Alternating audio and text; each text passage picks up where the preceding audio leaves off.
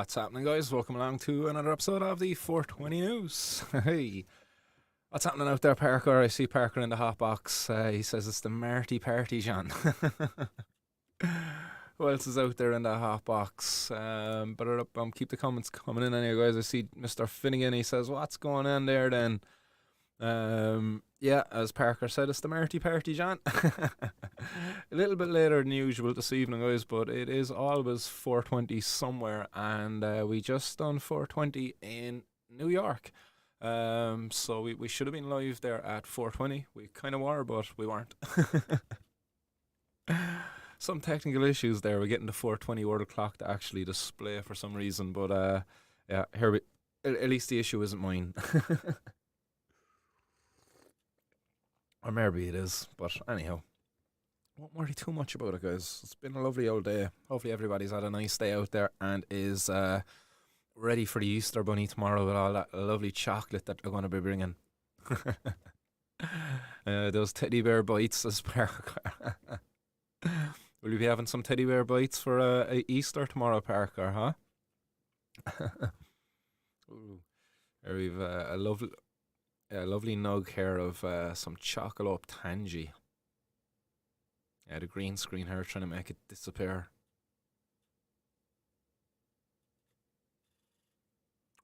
Nice frosty one. But what's going on out there this evening, guys? How's everybody on this fine Saturday? What are y'all smoking on, guys?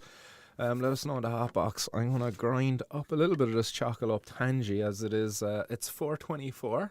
And you know what 420 is for, so we'll blaze one again. Mr. O'Brien, what is happening out there? Bobby is in the hot box.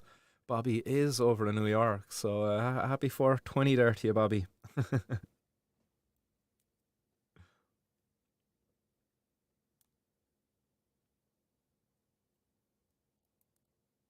He says walking around the falls. Are you still in the 420 time zone though, yeah? You just rolled past 420. Blazing up on the falls. Oh, very nice. And the falls, I'd imagine, is that like Niagara Falls, huh? Is that what you was talking about there, Niagara Falls? Because I do believe that's not far from where the seeds for these actually came from, wasn't it? Niagara's own seed bank, where these chocolate tangies originated from.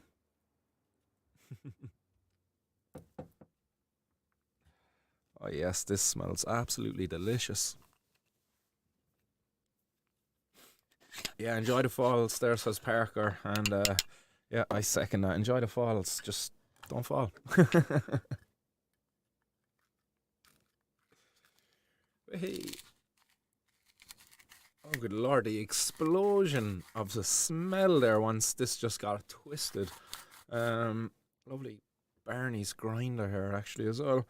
Pick this up over in Cannabis. But geez, I just gave one little twist there of this and the smell just exploded out of it.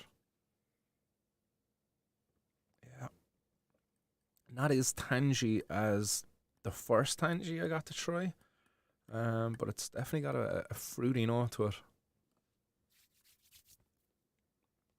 So what's going on out there, guys? What are y'all enjoying there this evening? I'll be doing a bit of civil disobedience with some chocolate tangy in a second. What are you doing civil disobedience with? Yeah, you're more than welcome there, Bobby. Not a bother at all.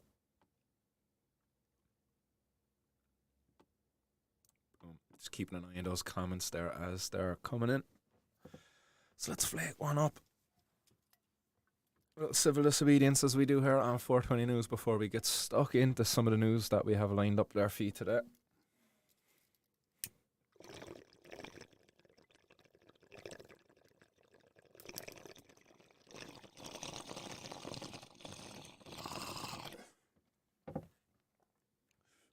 Like that.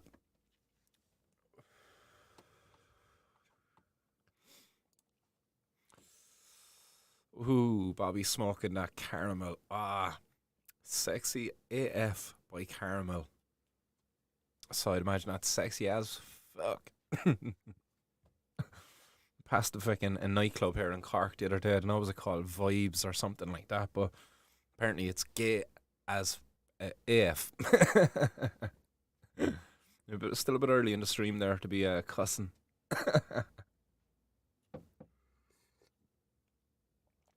Oh, Casa de Strugas. What is my happening, man? Uh, excuse me. Cascona. Parker's got some Chem Dog and some, what's that, really now? OG Berry Hash. Nice. Nice. Ah, I actually forgot to bring some hash out here with me to the studio. Oh, no. Have a small little bit of ice later still inside. Mal's Chronic has got Smile by Old Timer. Boom. That's what I love about these, like, when you're hearing not only a strain name, but like the source there, the breeder, the seed company, you know?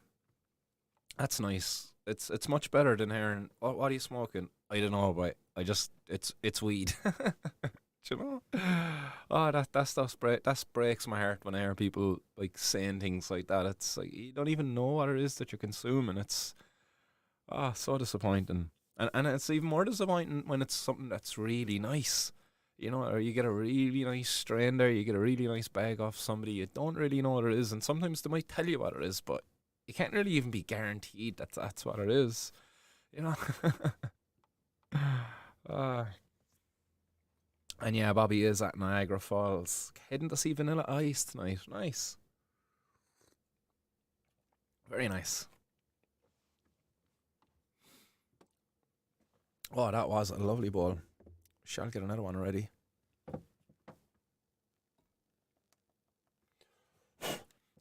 Keep in mind, guys, as well, just a reminder that Wednesday week, I believe Wednesday week, the 17th, is that Wednesday week? Wednesday, 2 weeks. Wednesday, 2 weeks, guys. I'll be back in court. So keep that one in your noted down on your calendar. If anybody wants to come down and show your support at the court, then by all means, come on away down, show your support. I'll be outside there engaging in a little bit of civil disobedience myself before the court actually starts. It'll be interesting to see, you know, there's going to be 10 guards down there in court for me again. They had to come the last day, now they have to come again the next, in 2 weeks' time. 10 guards, okay? And when I arrived the last day of court, done a little bit of civil disobedience outside as we normally do, but I noticed that there was 3 of those 10 guards standing at the door waiting. I don't know what were they waiting for me or what, because as I walked down, as I got a bit close to the court, I spotted the 3 cops at the door, and I was saying it like, oh, it'd be funny if they were there waiting for me now or something like that, because I was a tad bit late that morning. Like 2 minutes or something along those lines. But I blazed on anyway there, engaged in my little civil disobedience. Ended it a bit early, as I said, I was a tad bit late, so I didn't want to be any bit later. Left the rest of the doob outside. Went and reclaimed it afterwards. But I walked up, those 3 cops, as I said, that were standing at the door. They greeted me and they told me, you know, the judge was looking for you there a couple of minutes ago. I think there's a bench warrant after being issued for your arrest. I was like, right, no bother, I'm heading into court there anyway, see you inside. Stinking of ganja I was, because I was just after blazing one, but it was funny because they were looking at me, they could see me down below doing my stream, talking to you on the phone, but they didn't bother coming down, what's the word I'm looking for? There was a bench warrant for me, so what's that fucking word? Damn, it's escaping me there, but were they... Damn, I can't think of it. They basically, like, yeah, they arrest me anyway. They issued a bench warrant on me. It was issued by the judge. It was given to them. But what's that word, guys? Somebody give it in there. Somebody has it out there. You're shouting at me now, Martin, you're such a liar. It's this. What's it called, man? It's not exercise, but... But anyhow, they could have came down and arrested me as there was a bench warrant there. They had the power to arrest me, as I say, but they didn't bother. They didn't want to make a scene on my stream, I'd say. But yeah, 17th of April, I will be back in the court. That's a Wednesday. That will be 3 days before 420, which is a Saturday as well this year, guys. And there is talks about doing something here in Cork. I know there's an event going on up in Dublin, but I think there's some people who can't make it to Dublin. And Cork, I think Cork, being the capital, the real capital, I think it does deserve to have its own protest. So don't be surprised if over the next couple of days, guys, you do see a poster going around advertising a protest being held here in Cork on 420. It'll be a civil disobedience protest, guys. It'll be what is known as a smoke up. I'm sure that needs no explaining here to this audience, but that's what it'll be on the day. Possibly with a march also as part of that. Meeting most likely at the Peace Park. Okay, but again, keep an eye out for a poster that should be circulated in time to come. But as I said, 420 Cork City at the Peace Park. The Peace Park is under construction. It's been renovated, but there's a lovely big footpath right outside of that, and we can meet up there. And that's where we'll engage in our protest and march from there to our next location, which is to be announced. Won't mention any more from until it's all confirmed. But there you go. That's the first here on Martin's World. There will be a protest in Cork on 420. It's on the real capital, and then that other place that they try to say, the British capital, Dublin. But anyhow, there'll be another protest up there on 422. So whichever you can make it to, but do make the effort to get to at least one of the two. But boom, Mr. Finnegan says, Martin, you are too kind to the Garda, giving them all that overtime. Yeah, I know, John. I know. Too kind altogether. Or am I? Because really, I'm only giving it to him to highlight what an absolute waste it is, and beautifully it worked. Like when the guards said it the last day that there was 10 of them there, I was like, I couldn't believe it. This is beautiful. 10 guards here for little old me, for my protest, for going out, putting plants in an act of civil disobedience, highlighting not only a violation of our civil rights, but the discrimination that was happening to patients here in this country. Some of those patients, young kids, sadly that particular child that I'm thinking of has since passed away, but Alicia Maher, the adult who I was campaigning for at that time too, she's still stuck in Alicante. She can't come back to Ireland because the access to medical cannabis here is just that poor. It's piss poor. So that was music to my ears when I heard that there was 10 guards there. I was like, this is beautiful, works perfectly, because now I can come on here and talk about that. There's 10 guards down there. Each one of those guards getting what's a guard paid? Like a guard's probably paid about 15, 20 euro, and they're on overtime there. So imagine they're getting about 15, 20 euro an hour to be sitting down there in that court. That day, they actually had to stay there the entire day because the judge didn't get to see me until after lunch. It was like 1 o'clock or something like that, or it was just before lunch. Apologies. Yeah, I think it was 1:45 by the time we just managed to wrap it up. And the court would have been going on lunch then at that point, so it would have been until after 2. But those cops, was just that morning, I suppose they would have got 4 hours overtime easy, 5 maybe. Oh, because of me and my protests.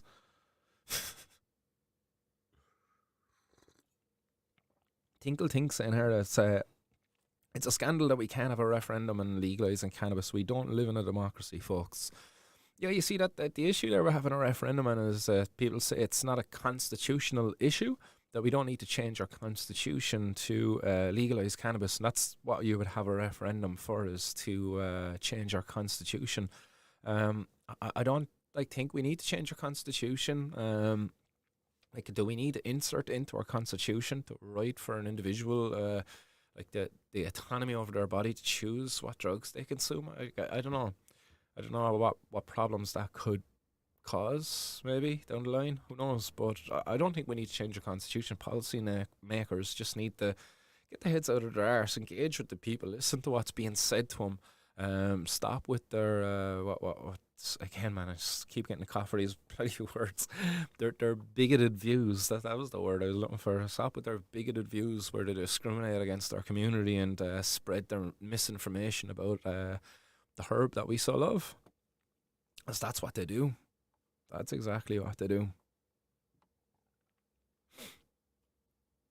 Tinkle Tink, obviously the pharma and drinks industry lobby to keep it illegal or the government just do it anyway because they know that will keep their donors happy. Yeah, there's a lot of people out there believe that, that the big pharma are doing their bit. They keep cannabis illegal. I don't know.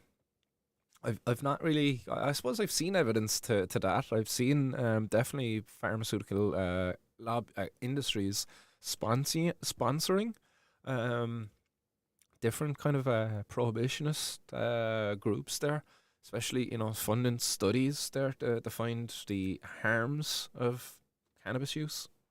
Much like what our Citizens Assembly had to do there recently, could only look at the harms. That's pretty much how our scientists have had their hands tied if they wanted to have their studies funded, that is. And what kind of scientists can truly fund their own studies out of their own pocket? They're all they all need this external funding, so they have to bend the knee, if you will, to the prohibitionists to get that money. And again, a lot of the times it can be coming from the likes of pharmaceutical industries. So it does give credit to those views, and that pharmaceutical industries are doing their part to keep prohibition in place, because some of the drugs that are illegal are beneficial to the humans. When you look at some of the psychedelics now and the studies being done there, like you look at psilocybin mushrooms, for example, tremendous benefits being seen there for some serious mental health conditions and addiction and things like that, So it's it does make you wonder, scratch your head a little and just be kind of like, why are these things illegal if they're being found to be this beneficial, and could they be used in a way in which, by a responsible adult, that could be beneficial to that person and improve their quality of life? I would argue yes. I think they can, much like supplements. Imagine if the government stepped in and said, hey, you can't be using supplements because, people are taking too much vitamin D. I don't know, coming up with some crazy reason, because cannabis being bad for you is insane. It's not good enough reason to be banning the stuff, prohibition of it. But anyhow, what's happening, Barry? I see Barry Fields out there in the audience waving. What's happening, my mate? Mr. Finnegan says, yo, Barry the Pop Whisperer, Story Kid. Right. Shall we get stuck into some of this news there anyhow, as I guess that's what we're on here for, aren't we? You want to check there now and we get this set up here properly.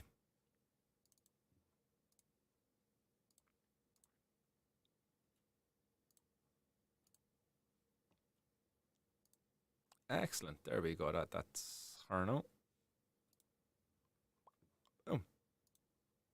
Medical cannabis could soon get the green light in France after an unprecedented trial.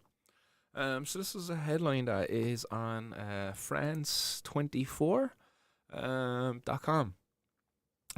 Bud of Relief. That's what they have on their little category or something, Bud of Relief. But it says that during a years-long experiment that ended on Tuesday, French health authorities gave patients suffering from serious illnesses the chance to use prescribed medical cannabis. As France prepares to put cannabis-based medicines on the market, patients look back at their experience on the trial. And it talks here that patience is a virtue, but when faced with indescribable pain on a daily basis, being virtuous is not the priority. At least it isn't for Valerie Verder, who was diagnosed with HIV in 1992 and then throat cancer in 2012. To appease the burning sensation she got from radiotherapy, she used cannabis therapeutically, she says here in this. It says she's 58 years old, living in Bordeaux, but she also experiences pain from the antiretroviral treatments for the HIV. And she says, it's as if my hands and feet are being squeezed in a vice, which can lead to extreme burning and tingling sensations. I also have muscle spasms that generally take place at the end of the day, Verder explains.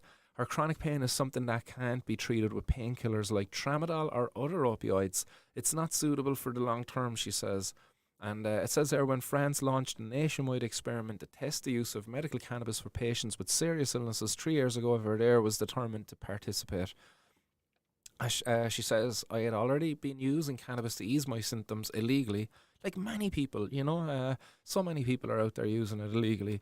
But unfortunately, not all of them are lucky enough, like Miss Verdere, who was able to get access to medical cannabis legally through this trial.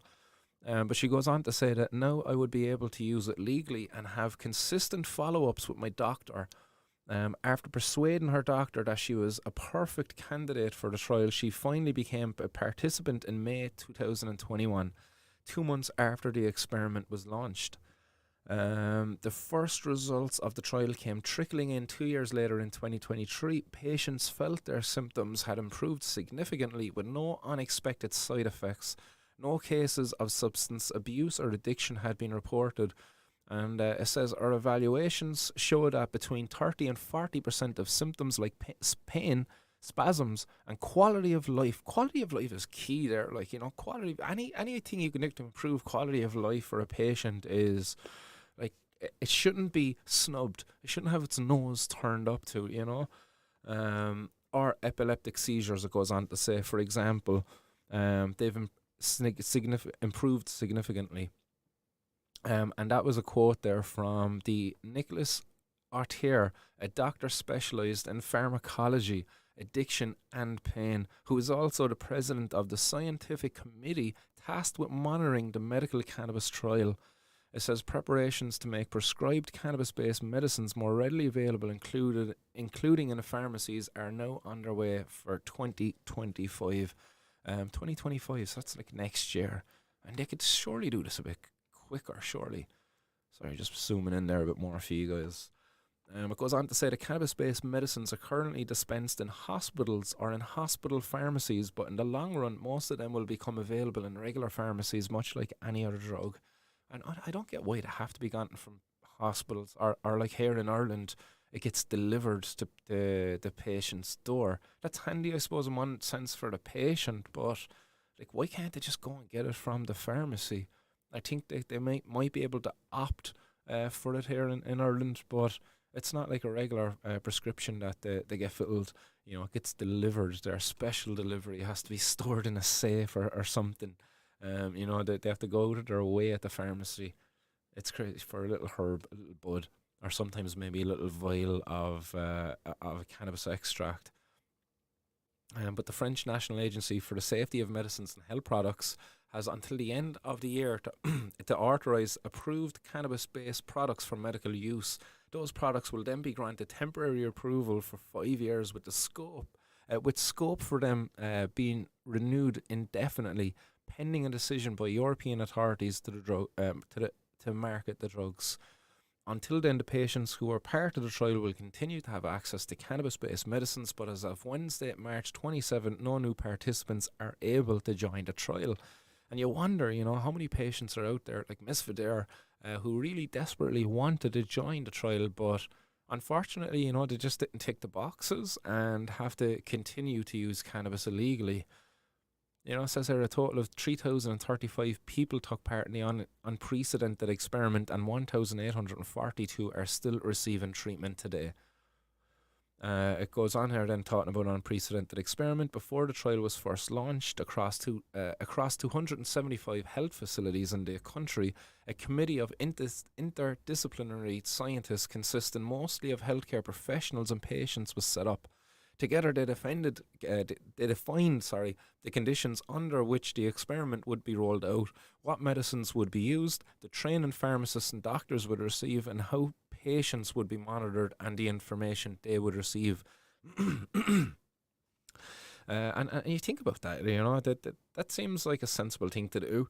Like the training part of that, like the training pharmacists and doctors would receive. I'd be very interested as to what that was.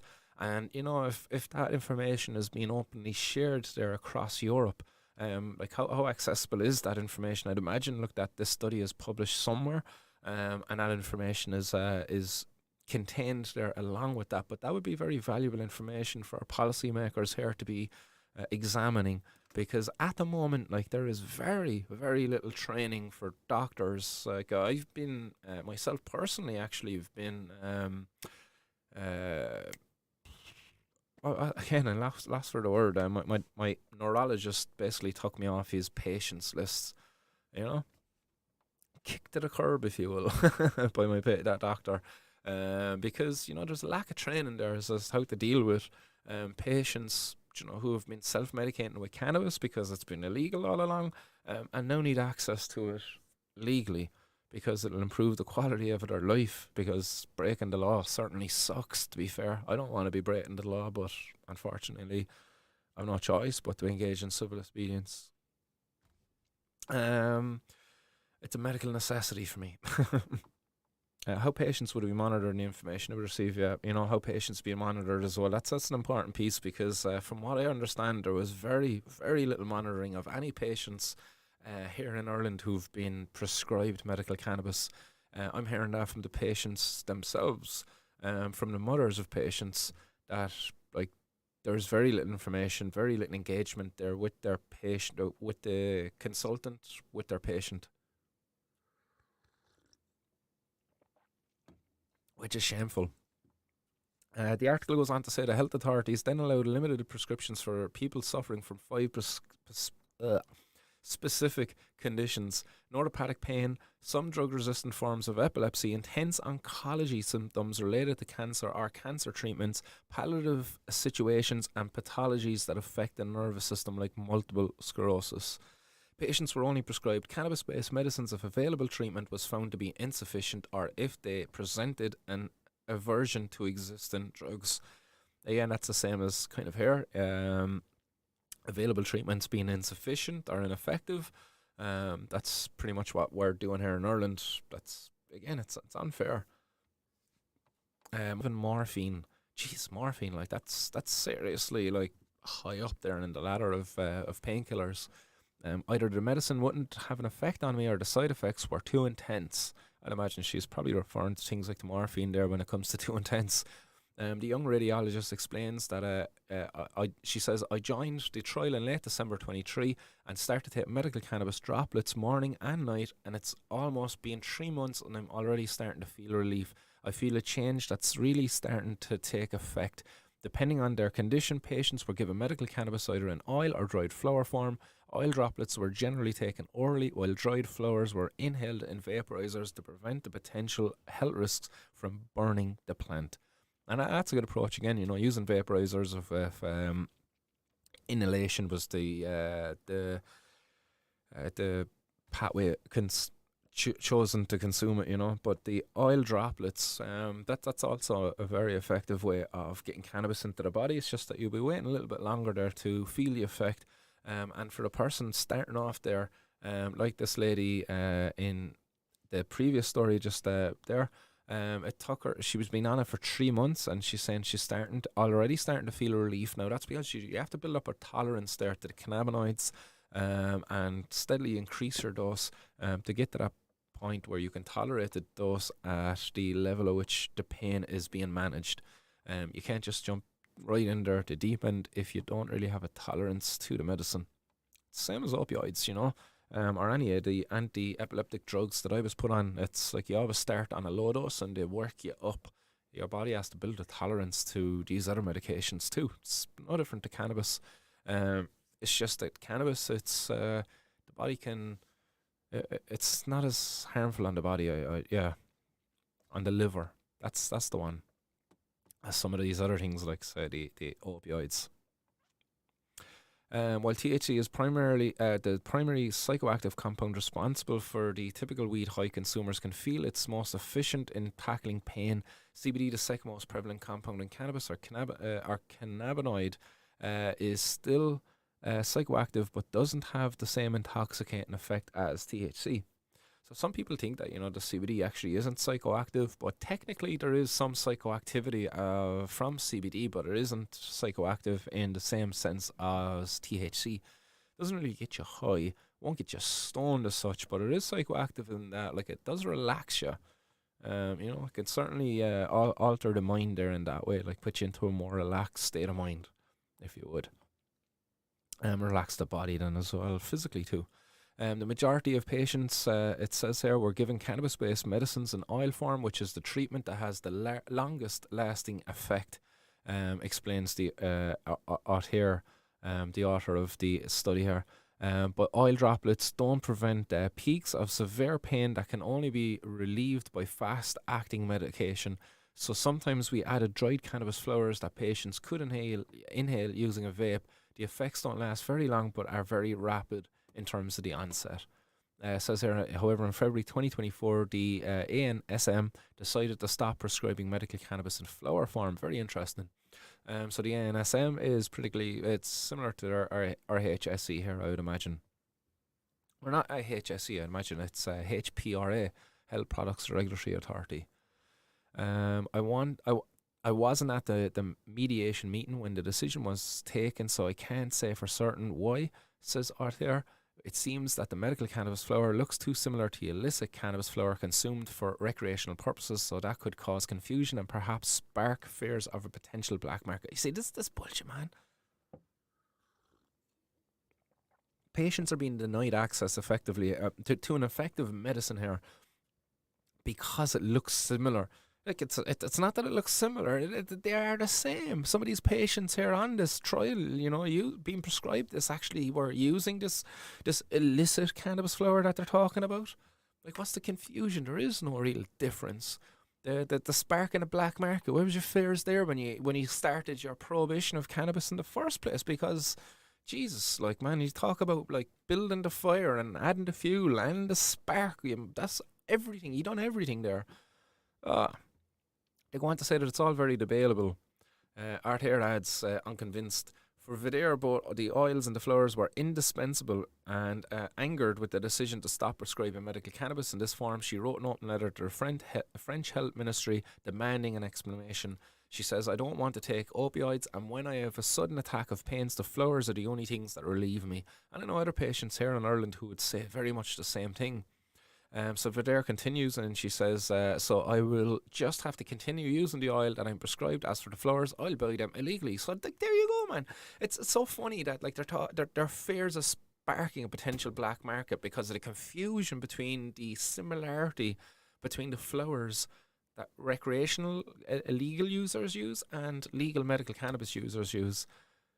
That's actually going to be driving these patients to go back now to the black market. So if anything, like their fears are actually the spark of the black market. It's oh man, oh prohibitionists, come on, wake up, look at this. Like, it's right there for them. How are they not how are they so oblivious to this when it's so obvious to me? But maybe I'm just biased. What's happening, Jack Grisham? Microdoses, Parker Shields. That's it. Start low, go slow. We'll continue with the article there now in a sec, just see what you're saying there in the hotbox. Tinkle Tink saying, we live in a fascist world. Fascism equals business, capitalism plus government working closely together. Example, public-private partnerships. And companies that aren't in partnership just pay the government off in donations. Yeah, Tinkle Tink, man. Yeah, I'm fucking not wrong, man. Found Rick Simpson hash oil, the best of them all very easy to make yourself. Yes, as Jack Grisham. Yeah, it is. Making your own Rick Simpson oil is so fucking easy to do. Tinkle Tink saying here that it's also stupid to scare talk when you realise that alcohol is way more harmful. Don't get me started on alcohol, man. Honestly. Right, let's continue with this. That based on the 5 medical conditions that warrant this type of treatment, Arthur estimates that between 150,000 and 300,000 people in France could be prescribed cannabis-based medicines, meaning that an entire industry has been holding its breath for the rollout of the drugs, while suppliers of the cannabis-based medicines used in this years-long trial were Israeli, Australian and German companies. Those tasked with distribution were French. Along with Germany, France could become the biggest market for medical cannabis in Europe, according to the French daily Le Monde. But despite this, the promise of a booming market in introducing those drugs to the French market and even getting the trial off the ground has been anything but a bed of roses. And it says the bad rep of cannabis in France about a few days ago while attending a Senate hearing on the impact of drug trafficking in France, the finance minister Bruno Le Maire reiterated his position that the decriminalisation of cannabis was a no-go. Like, this is complete BS. Why is that a no-go? Like, how can they like be so like cemented in their position that like the prohibition has to stay? When you consider like their fears there sparking a black market. Like, to be fair, the only thing that's keeping a black market burning, if you will, is prohibition. If you decriminalise and regulate, that's going to be the biggest, the most effective way of quenching the flames there of the illicit black market. You know, to keep with that fucking analogy that they're using, you know, sparking their fears. But cannabis is cool and cocaine is chic. That is the social representation of drugs, he said. But in reality, the two are poisons. They are both destructive and contribute to the undermining of French society as a whole. But come on, to be fair, like, if really you want to look at anything that's a poison to society, it's your prohibition. Your prohibition is so toxic to society because it makes drugs actually more accessible and more dangerous too at the same time. Because now there's no age limit, and the people selling it will sell it to absolutely anybody. Whereas you look at alcohol, as bad as alcohol is, and as destructive as it can be, legalization and regulation of it has put it in behind bars. You know, where a barman or a bar woman will be responsible about selling alcohol to somebody, and if somebody's falling over, they're going to say, "Hey, look, come on, you had enough now tonight," and come on, let's get you a taxi home or something. Where, a drug dealer down an alley and somebody takes one of their pills and the overdose in front of them is going to run away and leave them there. They're not a hope. They're not going to be thinking about ringing an ambulance or anything because, oh, geez, my phone will be traced and they know it was me, and sure, I'm not going to do that. So you regulate it. People go in, and even if it was cocaine, they get it from a regulated venue. They're going to at least be getting actual cocaine and not the shit that's been laced with all sorts like fentanyl these days. Anyhow, rant over. Despite France being one of the biggest cannabis consumers in Europe, I didn't know that, but it must be true. It also has some of the toughest laws against the drug. But despite that, like, I know when I was in France, it was so easy to get. You literally went down to the bus station and there was a load of young fellas down there, a lot of Arab young fellas, probably a lot of Moroccan young fellas or wherever they were from anyway. They weren't French, but they certainly spoke French. And they'd sell you le shit. You get on to them, you say you got le shit, and they give you some hash. And it was so easy to get. You went down there and they sold it to you. Sometimes, they fucking tried to rip you off. You really had to haggle with them. Heads up to anybody going over there and just buying hash off the lads in the street. You really have to haggle with them. They'll try to overcharge you at the first go, trying to give you a small bit for a big price. And you ask them, do you have something bigger? And then haggle them down if they do. But anyhow. It goes on to say THC is still classified as a narcotic in France, with the maximum level permitted in any cannabis plant limited to 0.3%. CBD is legal as long as the cannabis plant does not exceed the permitted levels of THC. There is a lot of stigma around cannabis in France, even though public opinion on its medical use is hugely encouraging, and according to a 2019 survey by the National Observatory for Drugs and Addiction tendencies, 91% of French people say they are in favour of doctors prescribing cannabis-based medicines for certain serious or chronic illnesses. But yet still, the French authorities, policymakers, they're just so out of tune with the 91% of people there. Like, they're looking at prescribing it, but in such a limited way. Like, could you even call what they're prescribing cannabis? But anyhow, still, attitudes around the plant are difficult to shift. It's impossible to completely shake off the stigma attached to the word cannabis, which is associated with narcotics. So we had to make a real effort to reassure the medical community throughout the experiment, says RTR. When it comes to medical cannabis, politicians and public health officials in France have expressed their concerns through two key arguments. First, that the rollout of these medicines would be too expensive, and second, that the legalization of medical cannabis will inevitably lead to the legalization of its recreational use. Well, that's because once people realise, hey, this is a medicine and it's been used by patients, and we'll see that the effects of it aren't all was being said that it was. like the current fucking articles there at the moment, people stabbing one another and what have you, like, and they're trying to blame it on the cannabis. Like, get off the stage.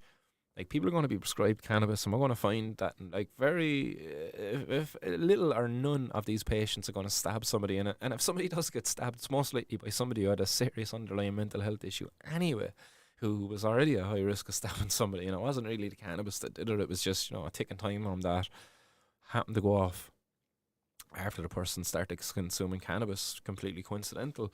But still, nonetheless, prohibitionists will quickly they'll be so happy to misinform the public and point their finger and say, look, see, cannabis did this. And all they're doing is spread misinformation. It goes on to say here anyway that our objective has always been accessibility, ensuring that patients have access to these medicines, that the doctors prescribe them or to counters. It was never, as some like to believe, a Trojan horse move to then legalise recreational cannabis. That has absolutely nothing to do with our trial. Opium-based medicines exist without heroin being legalised. There you go, and it's so fucking true.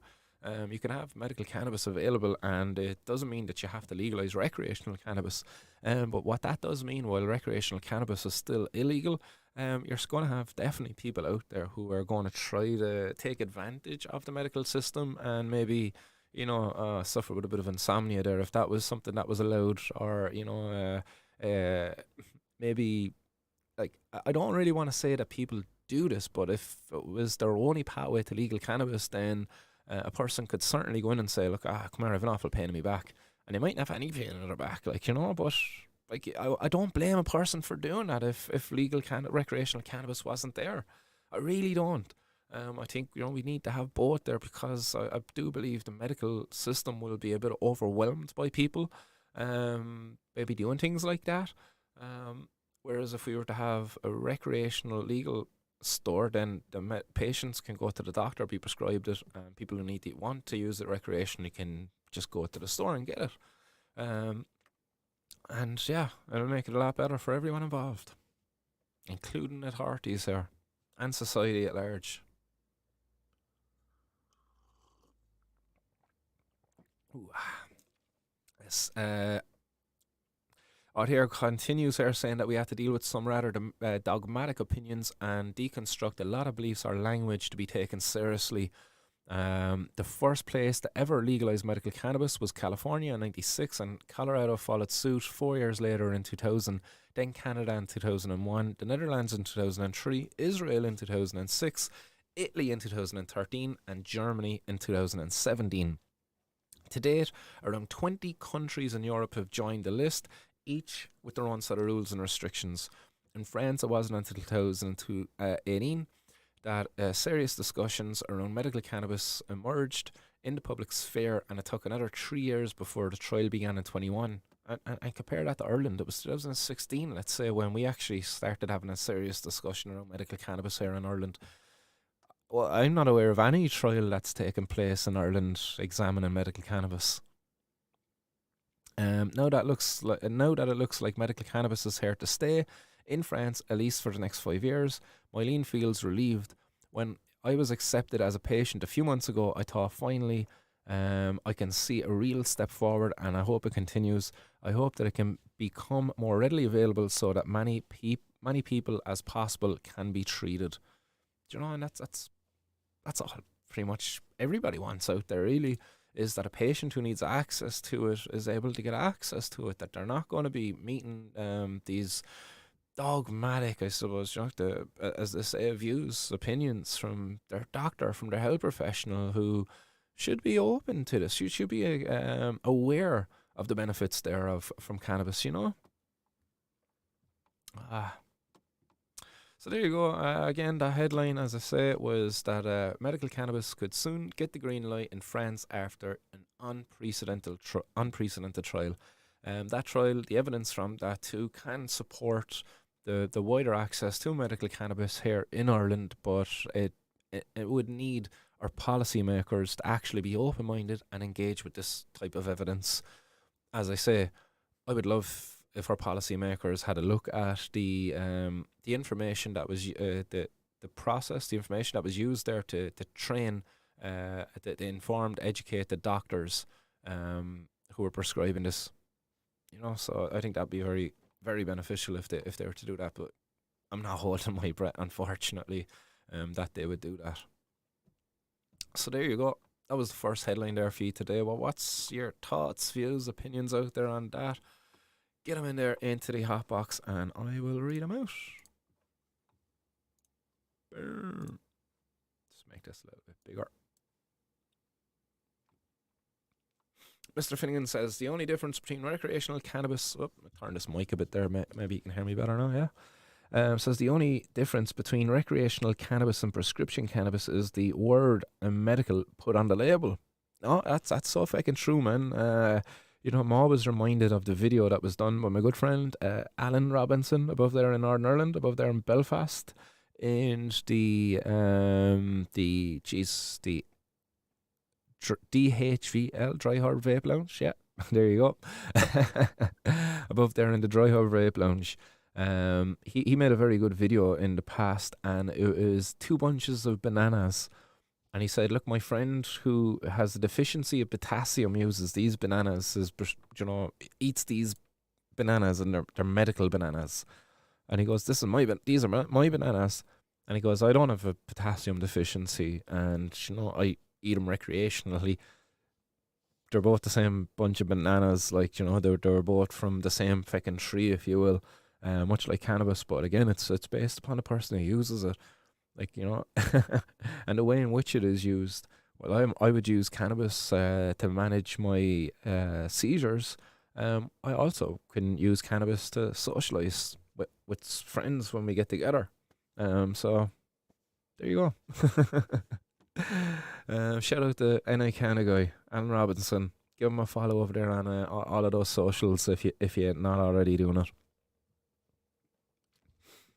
Tinkle Tink saying here, Martin should have his own show on RT if there was any sense of public broadcasting. RT is very corrupt, as we all know. Man, that's so funny, boy.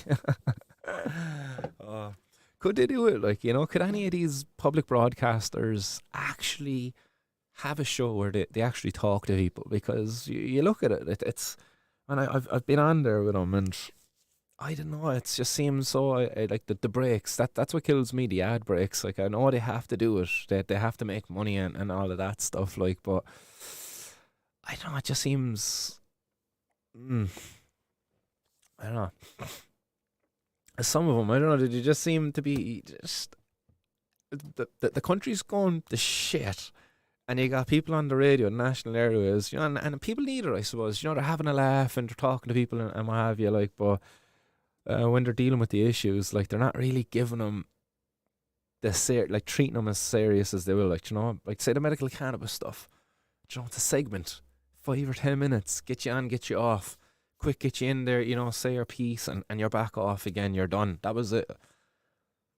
Where was Neil Prendeville having a 1 or a 2 hour conversation there with the likes of Vera Toomey or somebody, having a 1 or 2 hour conversation where Vera Toomey and Stephen Donnelly or Slimy Harris or who's the health minister now these days? Fucking Stephen Donnelly, actually, isn't he? Yeah.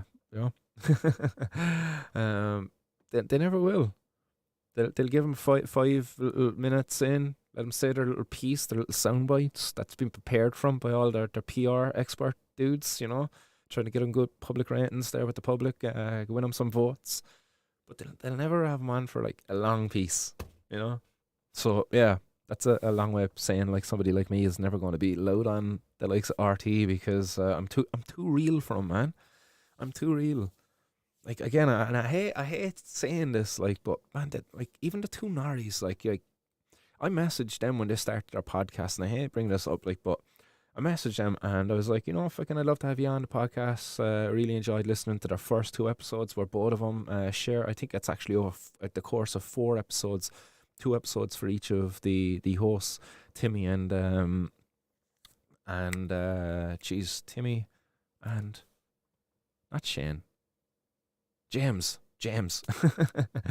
Amazing. I wouldn't diss their podcast at all. I definitely recommend people give it a listen. Amazing episodes and stuff. But messaged them and asked them why didn't you? What was the story? Why didn't you take up the offer? And why wasn't there an offer set to have me on during everything that I was doing at the time? And he said it himself. I think I threw it up here one day and just like, no, we didn't think it would fit well with our audience because they're a recovery podcast or something. You know, I was just speaking too much truth from basically. That was my feeling. I don't know. I don't know. John Finnegan, leave me alone, boy. JMO's kicking Martin's short-term memory in the bollocks.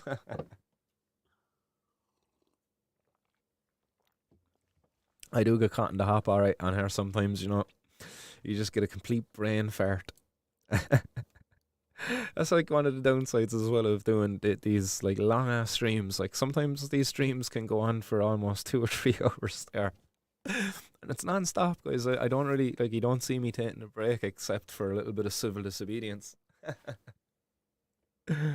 uh, but it do be funny. I feel bad. I feel like like that there is a little bit of pressure there and when that happens because I feel bad. I feel like I'm letting the community down. I'm letting the cannabis consumers down because now it's going to be like, the prohibitionists, if any of them were to ever be watching, that's going to be the part they're going to, you know, look at him. He can't even, he's forgetting words. It's like, yeah, I completely ignored the other like 2.5 hours of the 3 hour podcast where I completely, like, I composed myself quite well, you know? But I do feel bad at times. I do feel like I'm leaving the side down when I have a brain fart. Yeah, you see, think that's the thing. And why I would bring them up, I suppose, you know, you're saying there that the Tunaris don't see the big picture, and that I don't think they are even interested in the big picture. And yeah, you're right because I suppose like they want to fit in. You know, they had Micheál Martin on. You know, the only reason they had him on is because exactly, you know, the mainstream love him because they're not going to ask the hard questions to those guys. They'll give him a soft interview, if you will. Like I don't know if you have any of you caught that interview with Micheál. Like Micheál, I do believe he was our health minister going back a while. Like they left him on. I felt like he got a very soft interview off him anyway. Like the boys just shot the breeze with him, had the chats and the crack, but didn't really like light a fire under his ass at any point with any tough questions. But anyhow, uh, shining in a bucket. Much love back at you, my bro.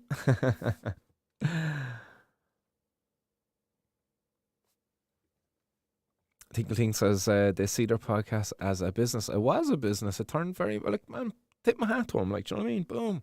The guy's done a stellar job, you know. They knocked it out of the park and what they did, in fairness to him. And two of them are doing incredibly well today as a result, in fairness. But they did. They ran it as a business.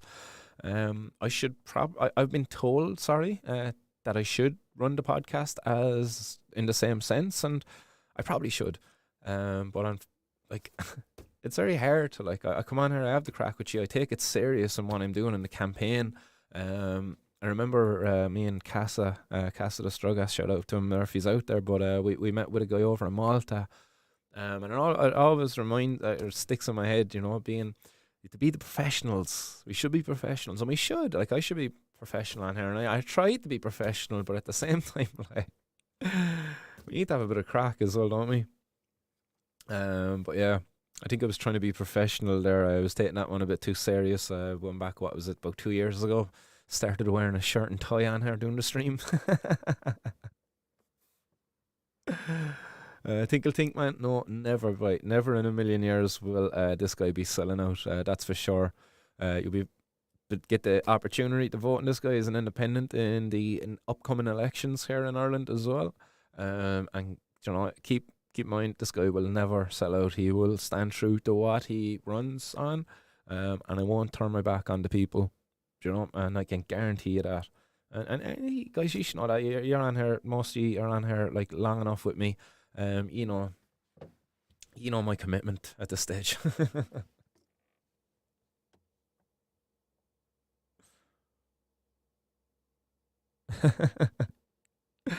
John says he wouldn't be able to listen to a podcast from Cork. You would need a translator beside when listening to them lads. I know the Cork accent, you know. But jeez, imagine if we from Tip. That's why there's no Tipperary podcasts. Up Tip.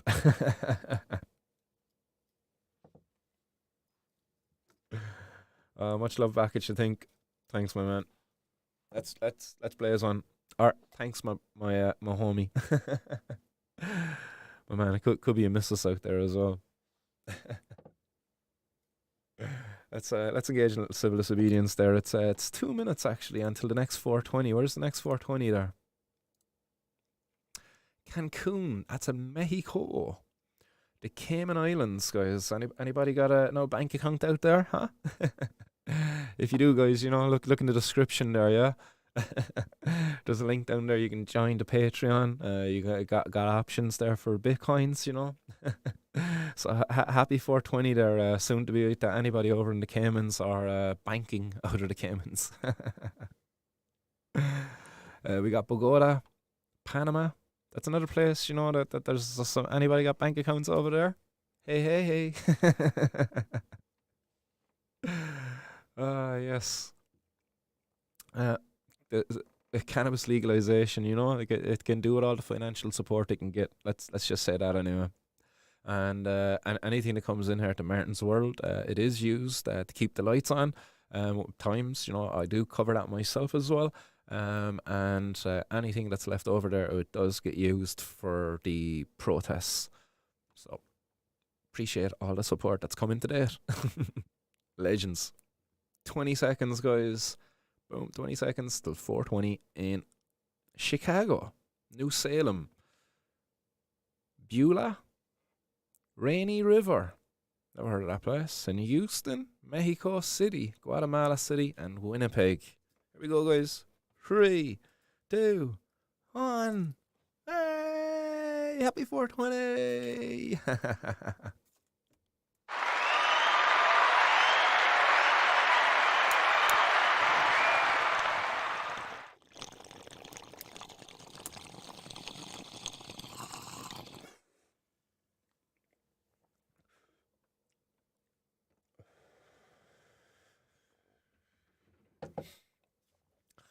Yeah, I think that was something we were looking at before when we started the podcast. We were looking to get a cannabis activist hub up and running here in Cork. That never came to fruition, unfortunately. Trying to find a location was just really freaking tough, unfortunately. But what the plan was, the hope was there would be to use all of the equipment that I've accumulated here for my own podcast, put it there and have it a broadcasting space for others who would like to contribute to the campaign with content, the campaign for legalization with content. So that was a plan. Again, it wasn't a business type of thing at all. It was literally just something that was to strengthen the campaign here for cannabis legalization. So boom. ITG Temple Grower out there in the hot box coming at us there from Canada.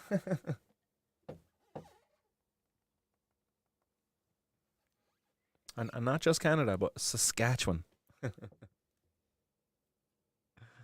How's everything up there, my man?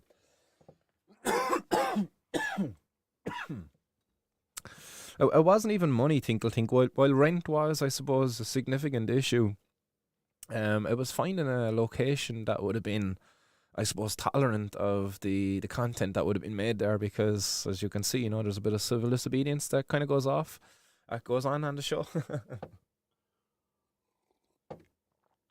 And the plan was to use it as a cannabis activist hub to bring the community together. So no doubt there would have been a bit of, so you needed a good location, unfortunately. If anybody is aware of one out there, I'm all ears, because the search did not end. We're still in the search for that. And yeah, I'm not the only one searching either for a premises. Not everyone has a cannabis activist hub in mind, but others actually have been inspired by their visit there recently to Cannabis. So some people who came back from Cannabis to Ireland have been very much inspired by what they've seen there. And I do know that there is people out there now making an effort across the island to open up their own cannabis clubs in their local area. So very exciting times here, guys, in Ireland, on this island. So I do hope over the coming weeks and months that these do actually materialise and start opening up. So fingers crossed, because if they do, I would hope that I can get around and visit them all, have a chat with the people behind them, and maybe even get one going here myself in Cork too. Be one of the people running one. Who knows? Who knows? We'll see. Yeah, the search goes on. Think will think. Good to hear all is good with yourself, TG. Says all good here, my friend. Winter is over. Waiting for some 18 plus next week, aka time to roll blunts. Nice, nice. So waiting for some 8 plus 18 as temperature wise you're talking about there. Is it Celsius? Yeah, 18 Celsius. You getting that warm already? Nice, happy days. For a second there, I thought you were on about like 18 plus week flowering time.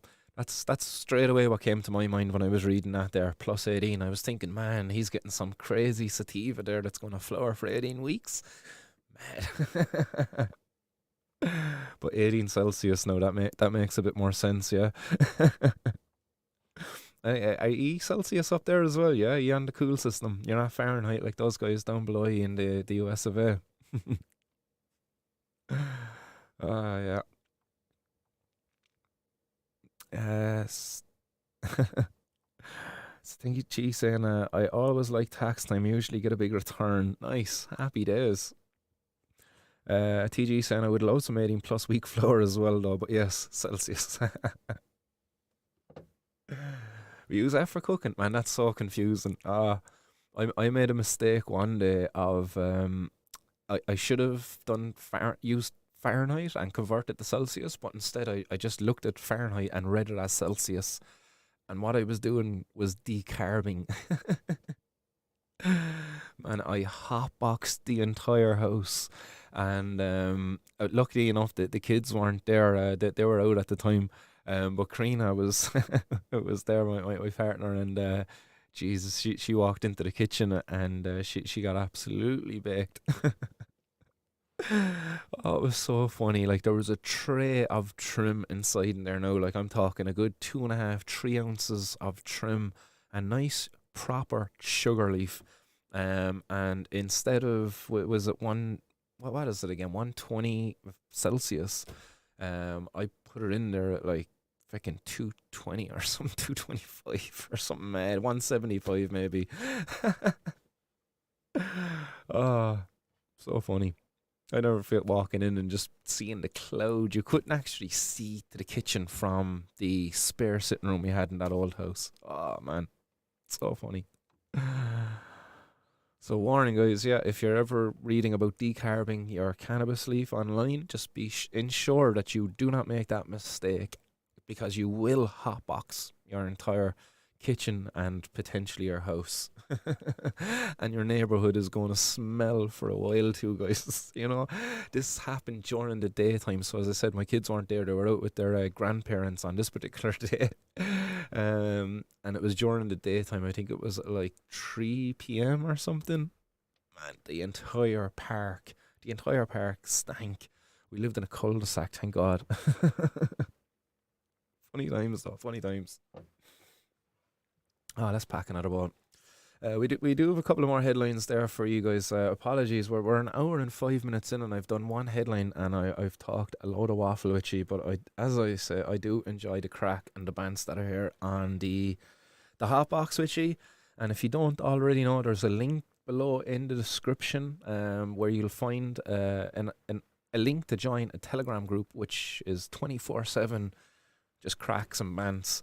The guys that are over there right now, of which there's 119 of us over there on Telegram, we enjoy the crack 24 hours a day, 7 days a week. People from all over the world over there. We got people from New York, and then the rest of the guys are mostly from Ireland and the UK.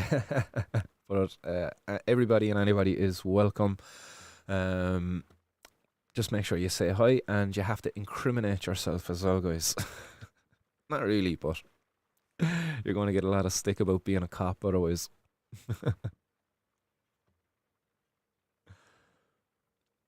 Tinkle Tink saying here, the Hubble telescope was out of focus because they mistook metric for imperial measurements.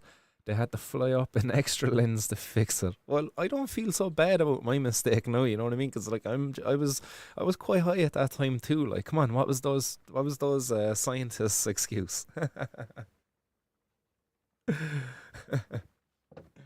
Right, let's one more bowl of civil disobedience and we dive into the next headline with G.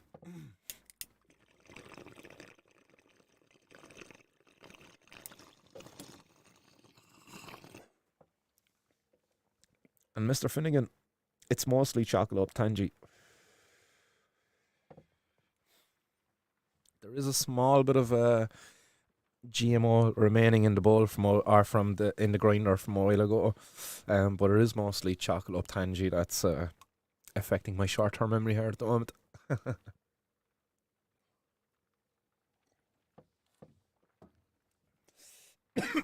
Excuse me, excuse me. Happy 428. Right, here we go. We're looking at Germany again, guys. So this is a headline in the Guardian. So boom, pop this open for you now. Boom, there you go. So with Germany legalizing cannabis, Europe is reaching a tipping point. It says, Britain, take note. So this is an article that's up there by Steve Rolls over on the Guardian. So definitely worth a read. Steve Rolls, I give him I give him a follow over on X. And he's definitely he's a campaigner there for legalization. So this article, no doubt, is going to be a better one. Looking at it in a more positive light as opposed to the one that we read last week. Can't remember the name of that journalist that wrote that last one last week, but Steve Rolls definitely is going to be putting out a better article here. Regulating cannabis use is no longer radical, but an increasing normalised strategy. The tough and drugs approach is archaic. And it is, it's really, like, come on, think about it, archaic.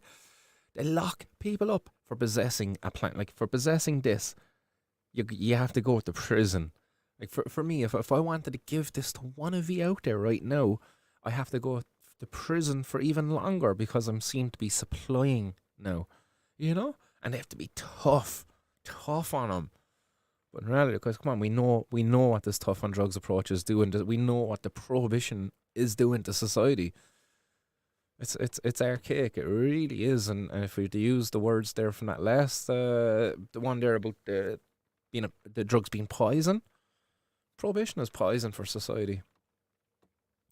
It says here Germany's cannabis reforms were approved this week, overcoming the final legislative hurdle when the Bundesrat, Germany's upper house, voted through the bill that passed with a huge majority in the Bundestag, lower house, last month. Germany is a significant addition to the growing list of countries defecting from the drugs war consensus that had held for more than half a century. And what a half a century that was. More than 500 million people now live in jurisdictions establishing legal adult access to cannabis for recreational use. And 500 million people, to me, that seem to be living in a completely different world.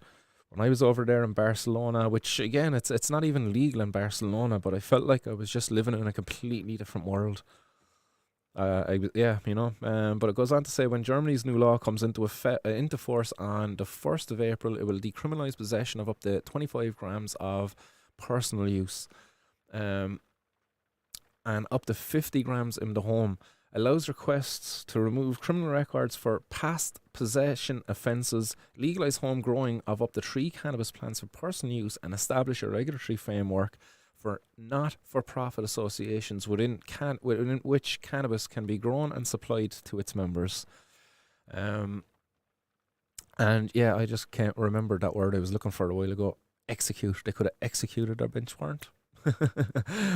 They just came to me there while I was reading that for some reason. Brain fart over. But an important thing that I just read here in this, though, and I was talking about as well last week, is the removal of past criminal records. That's huge. I think that's a conversation that really needs to be had when having any conversation about decriminalising and legalising any drugs. Removal of past criminal records for possession offences is essential. When the cannabis reforms were initially announced by Germany's coalition government in 2021, the plan was for a regulated commercial market more like Canada's established in 2018. A study has suggested that such a commercial market could create 27,000 jobs in Germany and could be worth 4.7 billion annually in tax revenue and criminal justice savings included in that. But these aspirations had to be reined in when it became clear that the commercial market originally envisioned would probably breach legal obligations under the UN Drugs Conventions as well as EU law. It's bad when you think about that, like how this is actually crippling this country in, like they're missing out on so many jobs. And now instead of like having a market, a savings there, or a market and savings that could be worth 4.7 billion annually, do you know what they now have to come up with? These not-for-profits that they're not like, it's going to be good for people, but society's not really fully going to benefit, that they're limiting them in their benefit in society because of these drug conventions that they're legally obliged to follow. But it goes on to say that instead Germany has opted for a form of a legalization light, that provides channels for legal access via home growing or not-for-profit associations, while it hopes avoiding the minefield of international law that a commercial market would have led to. A similar retrenchment has occurred with reforms in Czech Republic and Luxembourg. All three countries have moderated their plans and essentially copied Malta, Europe's unlikely cannabis reform pioneer, whose groundbreaking non-commercial home grow and cannabis association model passed in 2021, becoming the blueprint for the new wave of EU reforms. And again, even Malta's is not perfect. I talked about it there going back a couple of months ago, or even a year or two ago. And I criticised it at the time, but I also complimented it where they got things right. And they got a lot right, but they did get a couple of things wrong. And we can revisit that there again another day. But it seems like, it is being used as the blueprint now. And Malta effectively is, as they say here, non-commercial cannabis associations with the number of members limited. And I do believe they don't allow consumption on site. Members have to go to the association to get their cannabis and then they bring it home, consume it at home, which I hope is something they can improve upon in the future. But it says while Malta has made clear that its not-for-profit model is a deliberate harm reduction strategy to avoid risks of big alcohol-style over-commercialisation and corporate monopolies, Germany and other EU countries have unambiguously positioned their new models as a transitional step to a future of commercial retail. And that's, I think that's maybe a sensible approach, actually. Not going commercial retail right off the bat. I do think maybe actually allowing these associations set up, because these associations then can position themselves at a time in time maybe to transition into for-profit businesses in the future, and be run by the communities that would have set them up at that time. Because you're not really going to have business people like set up for profits, not for profits, will you? A lot of them are going to be set up for people, like by the community, for the community, if you will. But anyhow, Germany has already announced that it will proceed with phase 2 of its cannabis plan in the form of a time-limited retail pilot study in a number of cities, like similar experiments underway in Netherlands and Switzerland. It hopes to finesse the constraints of international law under the banner of scientific research. But as the debate about the merits of different cannabis policy models plays out in global spanning natural environment, from the 24 US states, Canada and Uruguay to South Africa, Mexico and parts of Australia, Germany's move feels particularly consequential. More than 100 times the population of Malta or Luxembourg, and sitting at the heart of the European establishment, Germany has the economic and political influence to significantly reorient laws and thinking about drug policy in the EU and the wider international stage. And I agree wholeheartedly with that paragraph there. Like, I do think it's a huge thing seeing Germany taking these steps. Well, I'll criticise what their limited approach. I do think it's still huge that they're going to decriminalise and allow people to grow their own at home and establish these not-for-profit associations. That's huge to see Germany do that, and it is incredibly consequential then for not just Europe, but the rest of the world, really. This influence is inevitably being felt in the UK as well, as long-standing arguments for reform move from theory into reality in respected neighbour states. They become harder to ignore and increasingly permeate the national consciousness. Why continue to waste billions on failed enforcement when we could generate billions in tax revenue like Colorado? And Colorado is a very good comparison there for Ireland when you think about it. Colorado has a very similar population there to Ireland, and they generate billions every year. There's no reason why Ireland can't do it. He goes on to say here that why drive 100% of cannabis users towards organised crime groups and street dealers when about 70% of cannabis users in Canada buy their cannabis from licensed stores? Why should people have to buy dodgy street cannabis of unknown potency when they can join a legal association and buy quality controlled product with mandated information on contents and risks as in Malta or Germany? Why maintain policies that disproportionately criminalise black people and overload our creaking criminal justice system when we could redirect enforcement spending and tax revenue into communities' programs benefiting those most affected by the war on drugs, as they do in New Jersey or Massachusetts? That's just a very good questions there. Like, well, why continue with this when we can see, these places benefiting? And it's true, over 70% of people in Canada buy their cannabis from legal regulated stores. Only 30% of cannabis now is bought in the black market there. That's a massive, massive success, because that's going from 100% of people buying it to on the black market to only 30% now. And those people, the 30% that buy it on the black market, like, they're not really buying from organised crime groups at that point. Like, they're probably buying it from their buddy who's grown a bit extra, and there's different things over there, I'd imagine. Are those swap meets actually, shout out to TG if you're still in the audience, are those considered as like unlicensed sales? Would they be wrapped up in that 30%?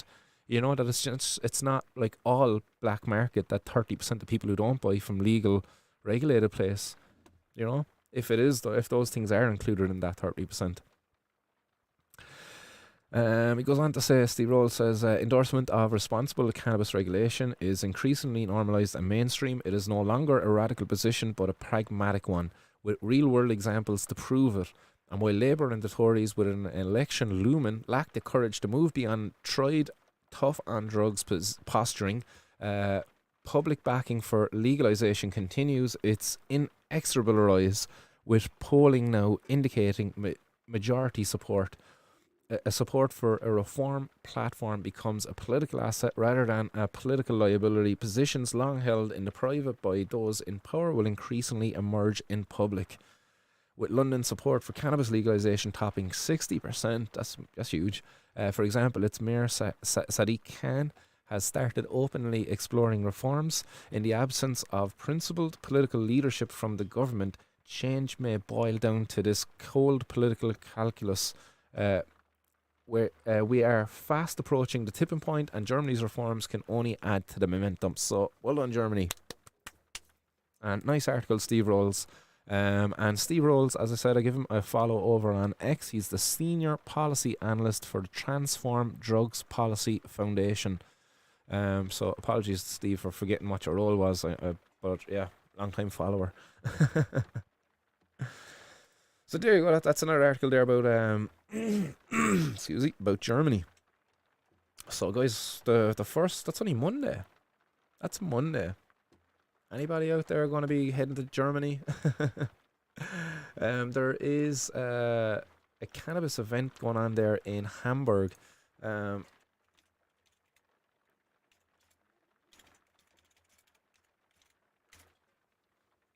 Hamcan. That's the one. That's coming up there soon in over there in Germany. So I think that's still up on screen feed. Yeah, there you go. Are you over 18? Are you all over 18 out there in the audience, guys? I hope you are. So these are our partners. So it's over here in Hamburg. So I believe this is the first of this conference, I believe. I think it's its first year it's being held. This is their third one. Third one now. So it's the third one, and it's going to be in August. So the 3rd of the 8th.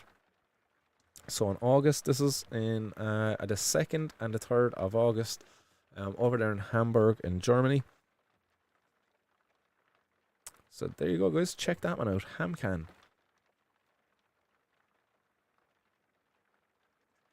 I was just wondering, like, past events. Boom, boom, boom.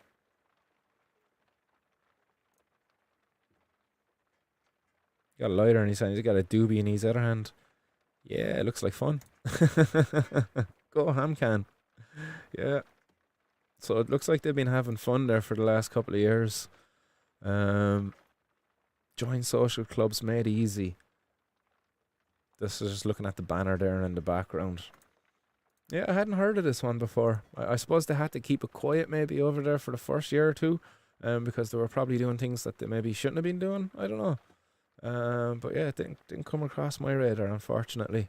But I suppose I wasn't really one to be traveling to these things. I'm not really um fortunate enough to be able to do that all the time. Too busy here fighting, fighting the law, going to court, holding protests. So anybody interested in heading over to that? I know I am, certainly. So we'll be getting back into the news there in a couple of seconds. Just going to see what you are saying over there on the hot box. That's sesh, huh? What's happening to sesh, huh? Are colleges considered schools? Because sometimes people under 18 go there.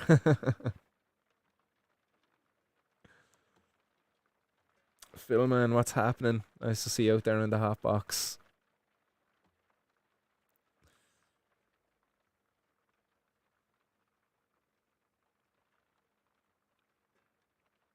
Yeah, just seeing the sesh hub, man. You're mad at it.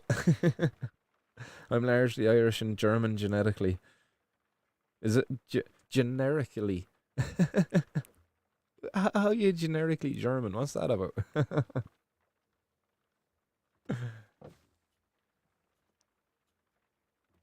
Because in Germany, public consumption will be legal. Yeah, that's true. That's true. Right. So, as I say, let's get back into the news there in a sec. Let's pack a quick bowl and a sip of tea.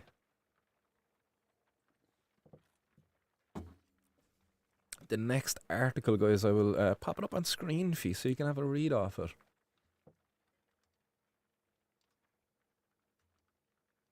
There we go. That's nice and big enough for you out there, guys.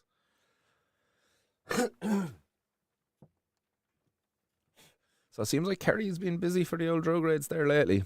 You know, they had a big, massive. Well, I suppose, yeah. The what was the name of the gaff? The Bally something garden centre. But over the last few days, there they've had a couple of cannabis seizures down there as well.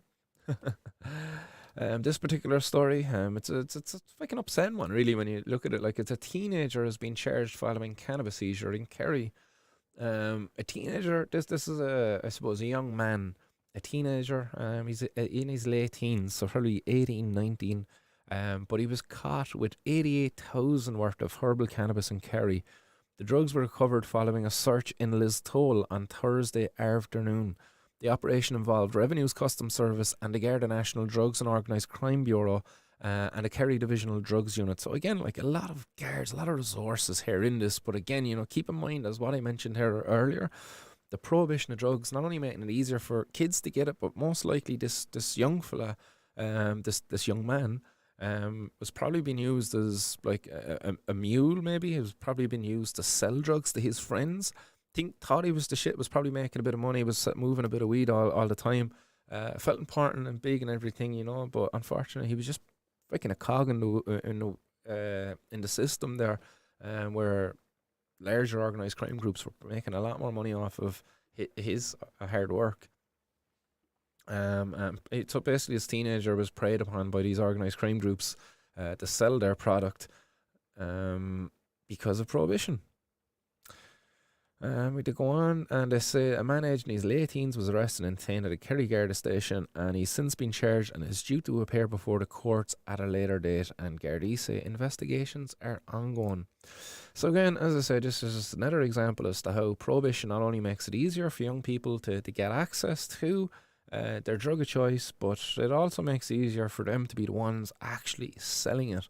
And when it's when you're 18, let's say, and you're selling it, then you most likely know people who are 17, 16 still, and you'll probably sell it to them. And then if you're at that large level, he's got 88,000 worth there, so that's just shy of 4.5 kilos. Like, if you know 17 and 16-year-olds, sure, he's giving them an ounce or two on tick. And sure, they're selling 50 bags then to their buddies. And sure, if you're 17 or 16, let's say, sure, you might be selling it to someone who's 15 or 14. You know?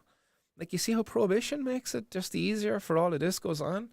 And like, they're all, like, if that 15, 16-year-old who gets the couple of ounces, well, if he doesn't have the money there for your man, because 15, like, come on, you're 14, 15, 16, whatever, like, your responsibility, maturity, it's like you're still getting it. But let's say you fuck up, you don't have the money for your man, and your man's fucking a hard ass, and he has to, he's the show who, he's the man. People don't fuck with him, and you're fucking with him. So, like, they bust him up. And I heard of it happening. I know people who've gotten stabbed. I know of people who've gotten beatings because they didn't pay that money. And, as I mentioned on the show the last day, that one of them actually got killed, unfortunately, back there in the late 90s, Peter Condon, over a £50 deal. It's shameful. And here we are all these years later, still doing it. But prohibition, that's why we're still doing it. And do policymakers even care? Like, come on, like, you hear them. You hear what they were saying there earlier, like the French guys. Fears. We have fears there that the similarity of the medical cannabis to the recreational cannabis is going to cause confusion and spark a black market or whatever it was. Like, seriously, come on, are they listening to themselves at all? Like, I just don't know sometimes. Hey, Mr. Wes. So sorry for joining late. No apologies needed at all, man. The host himself actually started broadcasting late, so we went at New York 4:20 time. We've now went through Mexico's 4:20 time, and next up actually is in half an hour Costa Rica, El Salvador, Guatemala, Denver, Boise, Edmonton, Inuvik, Mazatlan. That's definitely in Mexico somewhere anyway, I'd say, or maybe South America somewhere. Calgary, Alberta, and Edmonton. I'm Googling that one anyway. Mazatlan. Where the fuck is that?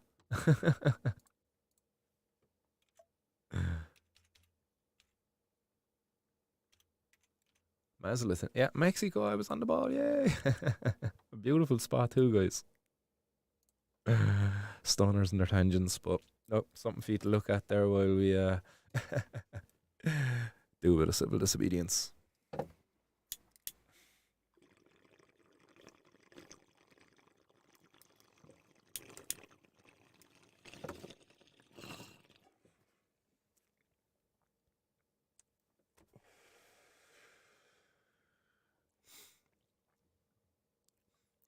Serenable says, do you ever use ice in the water in the bong when smoking, Martin? I do, Serenable, actually.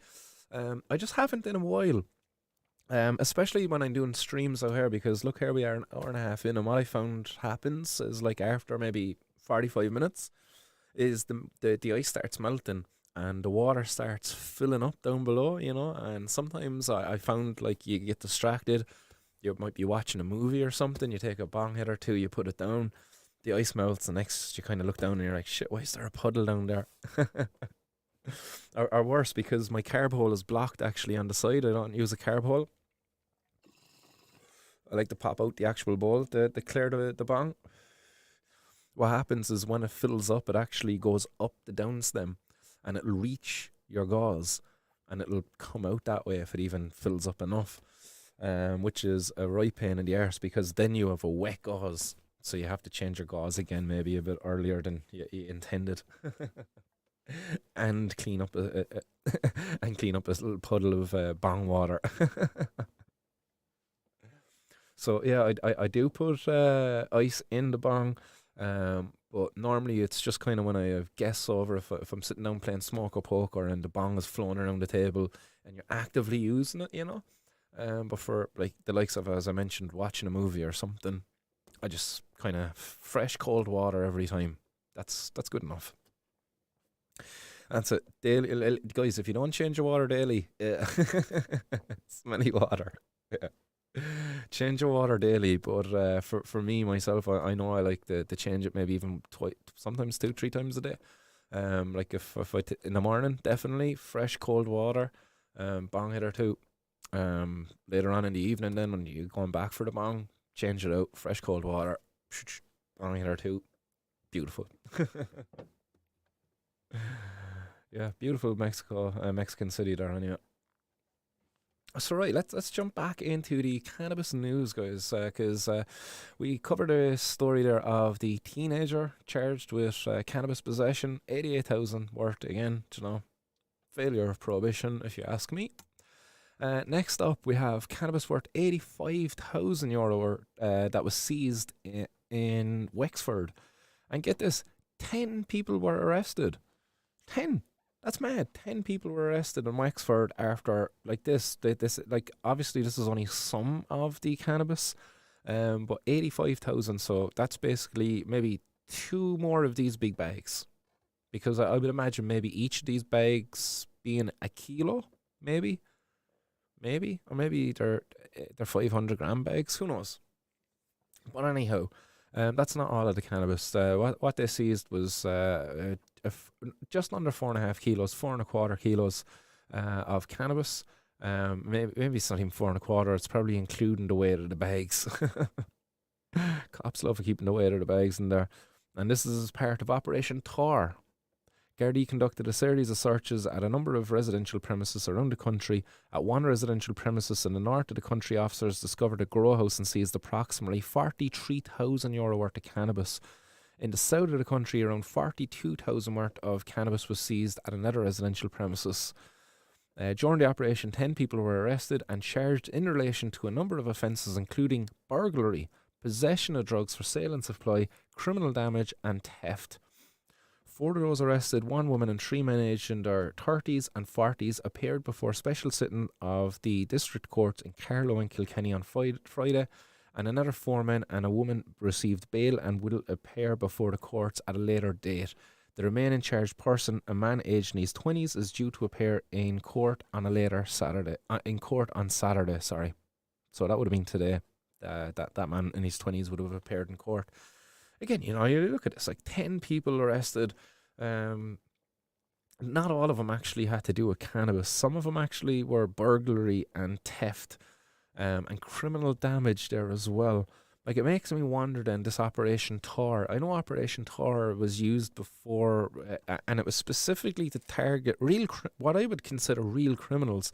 I believe when I heard it before it was on the radio, they were talking about, like, they done a number of raids. They done specific checkpoints as well, to catch people who were, I think it was actually people like, was it, the checkpoints was welfare fraud actually. So that was one Operation Tor, I believe, and another one actually was to do with thefts, burglaries.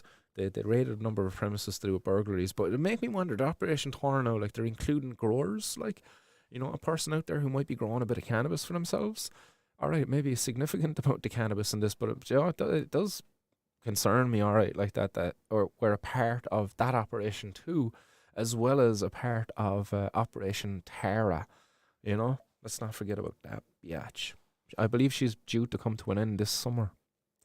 It'll be interesting to see the report on that. Like, I do look forward to the report on it, because I do know it's just going to be a big, a big jacking off event for the Ungar, the Síochána. That they love their numbers. Like, it's just porn to them, basically. Like, they love the numbers. We arrested this amount of people for cannabis and drugs. We seized this amount of drugs. It's great. Oh, look at us, aren't we brilliant? uh, like, you look at this, these 10 people, or the people anyway involved in the growing of this. These people could have been, like, as they mentioned there in the previous article, or two articles there, Germany, where they were talking about, the 27, was it, sorry, how many jobs was it there? They were talking about jobs, 27,000 jobs, yeah, 27,000 jobs. Mad. Such a waste of money. Hey, what's happening, Green Tea? Welcome, welcome, welcome. Anybody else in there they're missing out there in the hot box? Hey, hey. Happy Saturday to you too, Green Tea. Got anything nice there? How's the rolling going these days? Because you were rolling nice ones over there and at Spanibus over in Barca. So no doubt you've continued to perfect your technique. Come here, that span was like, geez, what an event. Come here, Green, Mr. Wes, as you're out there, come here, we must schedule a Zoom. I know Billy's going to jump on with us as well, but we must schedule a Zoom, yeah, and we have an old, we just jump on and have a chat about the whole thing, because Wes, you were sharing stuff there as well earlier in the hot box, Mr. Wes, about clones, and those cuttings, like some of those cuttings, like crazy. So I definitely would love to have a chat there on the podcast sometime with yourselves. Definitely. So hopefully you're up for it.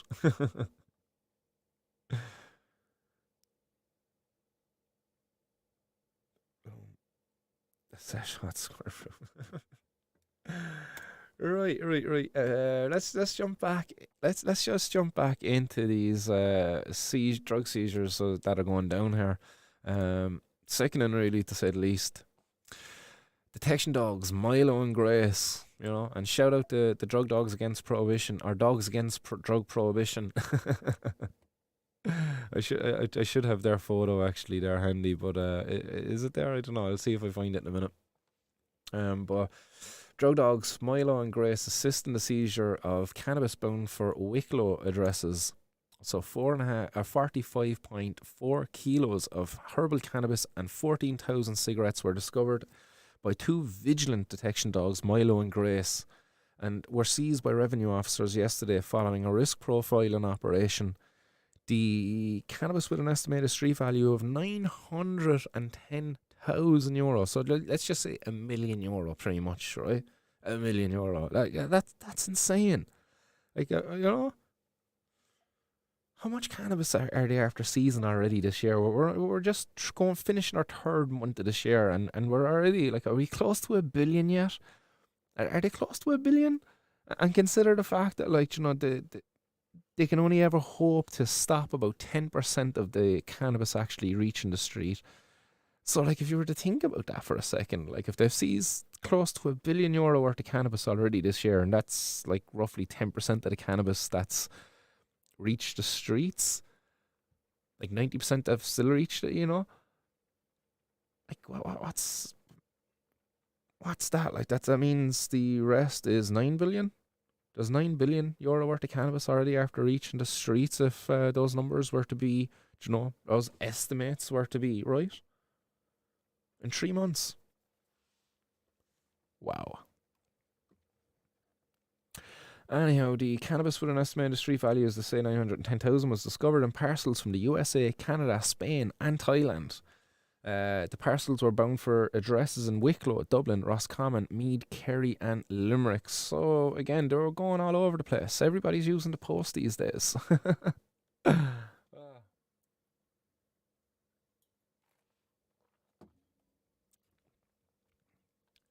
And then it talks about the cigarettes. It says the cigarettes with a value of with a value of around €11,000 were bound for addresses in Kilkenny, Tipperary, and Northern Ireland.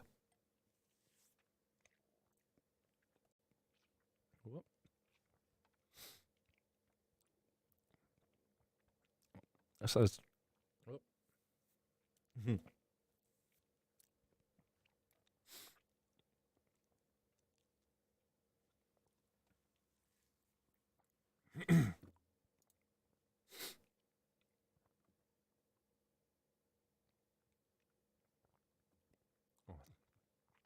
It's gone off Facebook Live. I wonder why that is. Facebook couldn't handle me. Green broke it.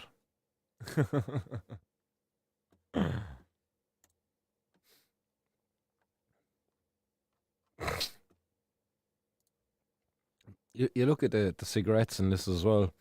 Like, the cigarettes being smuggled into the country is another problem caused by policymakers in the country. They thought by putting the price of tobacco up that it was a health move. It was a health move to charge people more because it would encourage them to give it up. But in reality, all they did was made it more profitable for people who would illegally sell cigarettes to continue to sell cigarettes. And now there's more people actually involved in the illegal sale of cigarettes. People who wouldn't have normally been involved in it, but now there's actually a nice bit of money to be made because of the increase in tax. So it's another example of how policymakers kind of get it wrong. Um, if we were to legalize and regulate cannabis, then any cannabis illegally smuggled into the country, that people are avoiding tax on, much like they're doing with cigarettes, there, it's going to be because the policymakers have put the tax probably too high. But also, the drug dogs can keep doing it, can keep searching for it, but there's going to be much less of it. In reality, much, much less of it.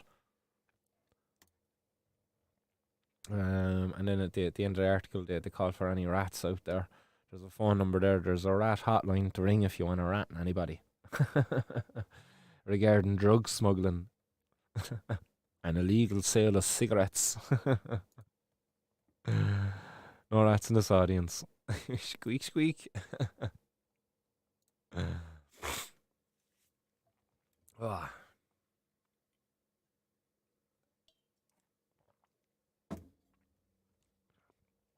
Yeah, Mr. Wales saying 100% they encouraged the black market for cigarettes. Yeah, they definitely did. 100%. Diglon is in him done what's happening. He says, alright, what's happening? Hope all's well, Martin, man. Yeah, no complaints here. Balls packed, ready to engage in some civil disobedience in a bit. 16 minutes until the next 420.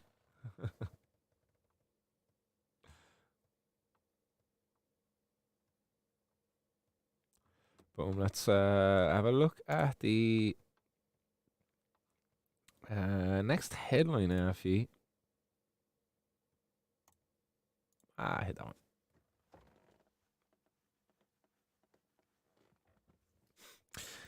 Seizure. I'm gonna zoom in again. Just make this a little bit bigger for y'all out there. Boom, that better for you. A seizure of almost €2 million of cannabis in a truck at Port A complex case. Court hears as prosecutors allowed more time. So basically, the court prosecutors have heard that it's a complex case and it needs more time. More time means more money. It's more cost to us taxpayers that this is more time in the justice system as well, being tied up in this, when that €2 million worth of cannabis, instead of being tied up in our justice system, could have been legally imported into the country and could have been stimulating our economy, creating jobs, and being safely distributed in a harm reductive way to the consumers who would have consumed it. But it says prosecutors have been given more time to prepare their case against the truck driver accused of having nearly €2 million worth of cannabis in a trailer while transporting fruit and vegetables.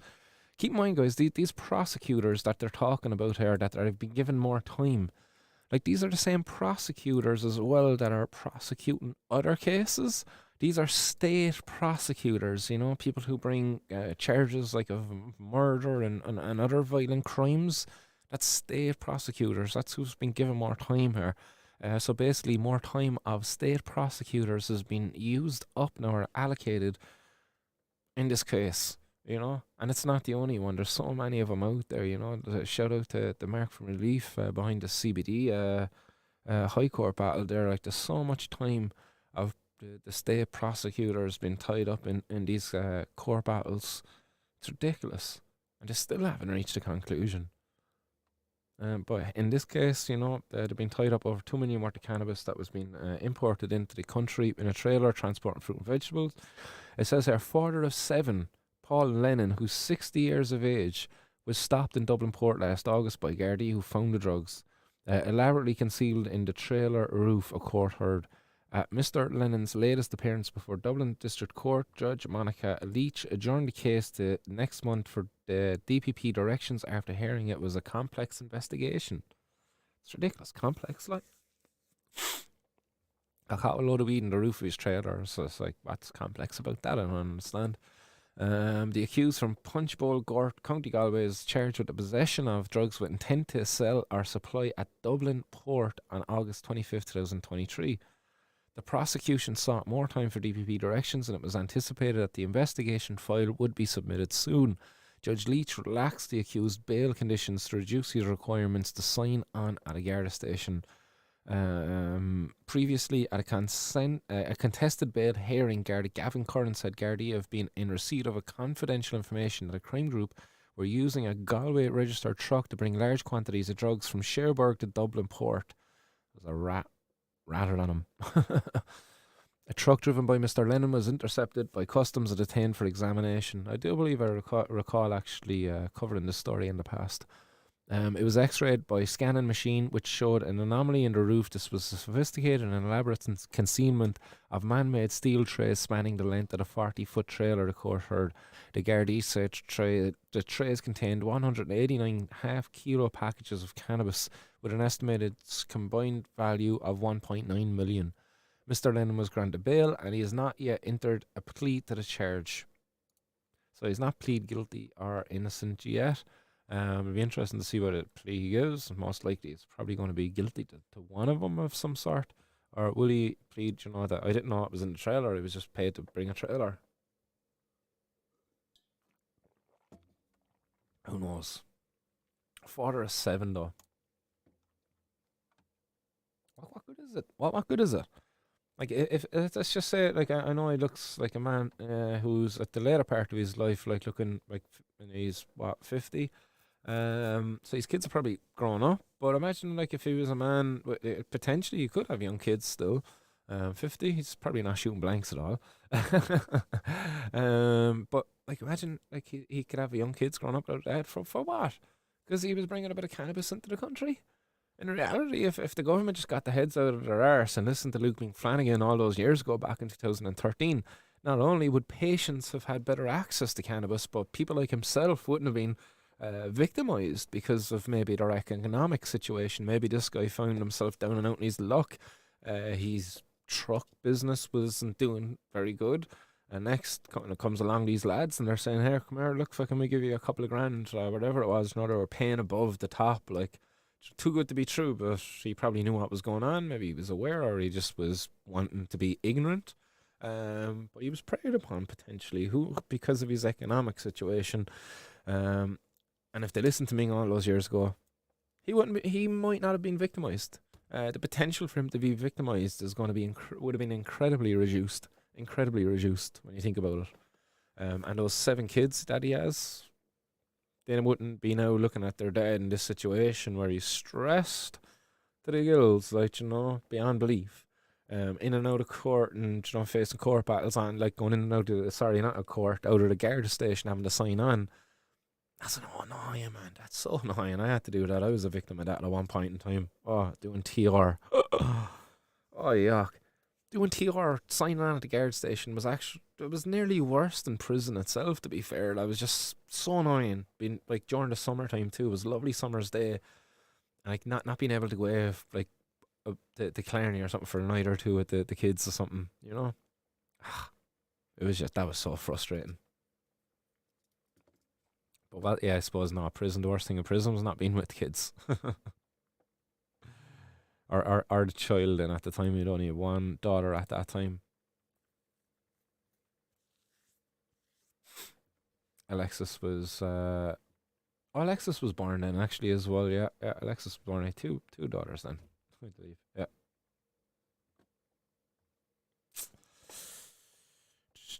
The name is Rats.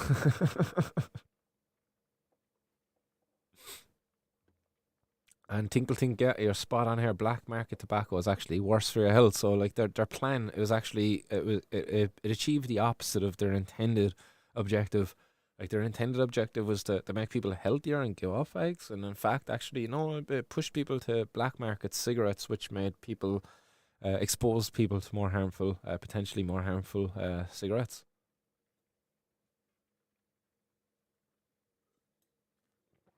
So you're spot on. I know one fella actually brings back cigarettes himself. He'll sell them and buy local fags then himself. It's like, nah, those foreign ones, I won't smoke the foreign ones at all. They're not the same. It's like they're the same, like fucking like whatever it is Johnny whatever. Um, I don't know what that they're in the box. I don't know what fucking that he even smokes. But he's like, nah, the foreign ones just aren't the same. Silk cuts. He smokes silk cuts. Yeah, foreign ones aren't the same.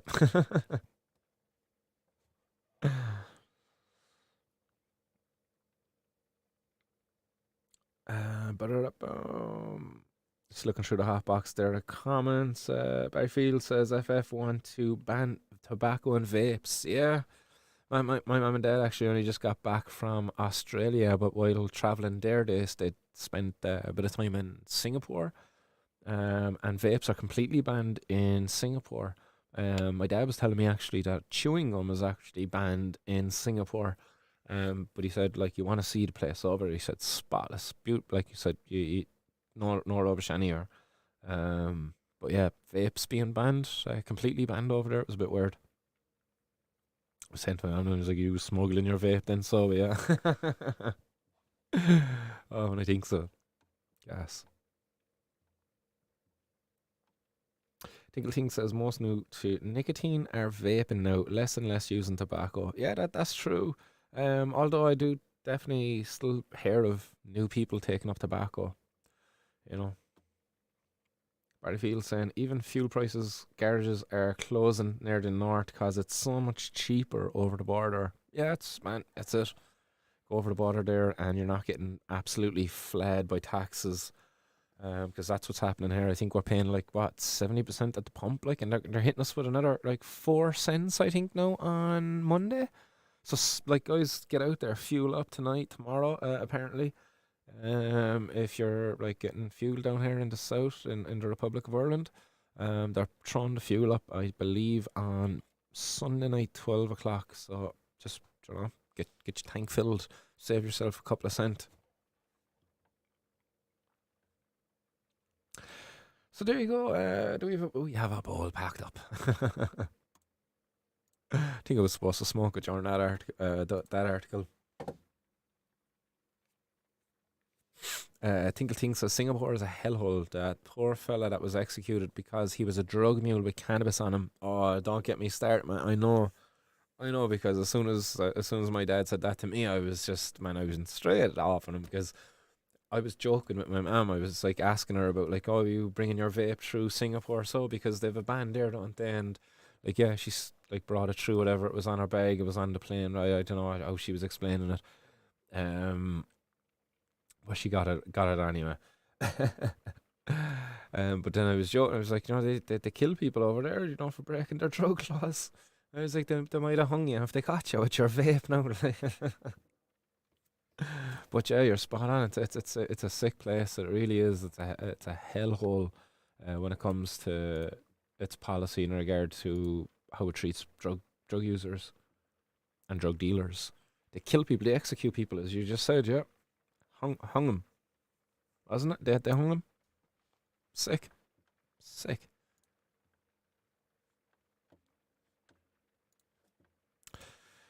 Sure, boom. Let's pop this article up, and I am going to engage in a bit of civil disobedience because you see it all in this job, says the cop. Cork Gardaí sniff out cannabis as it burned in a house fire. Smell cannabis, can you? Wait, no. Smell this one.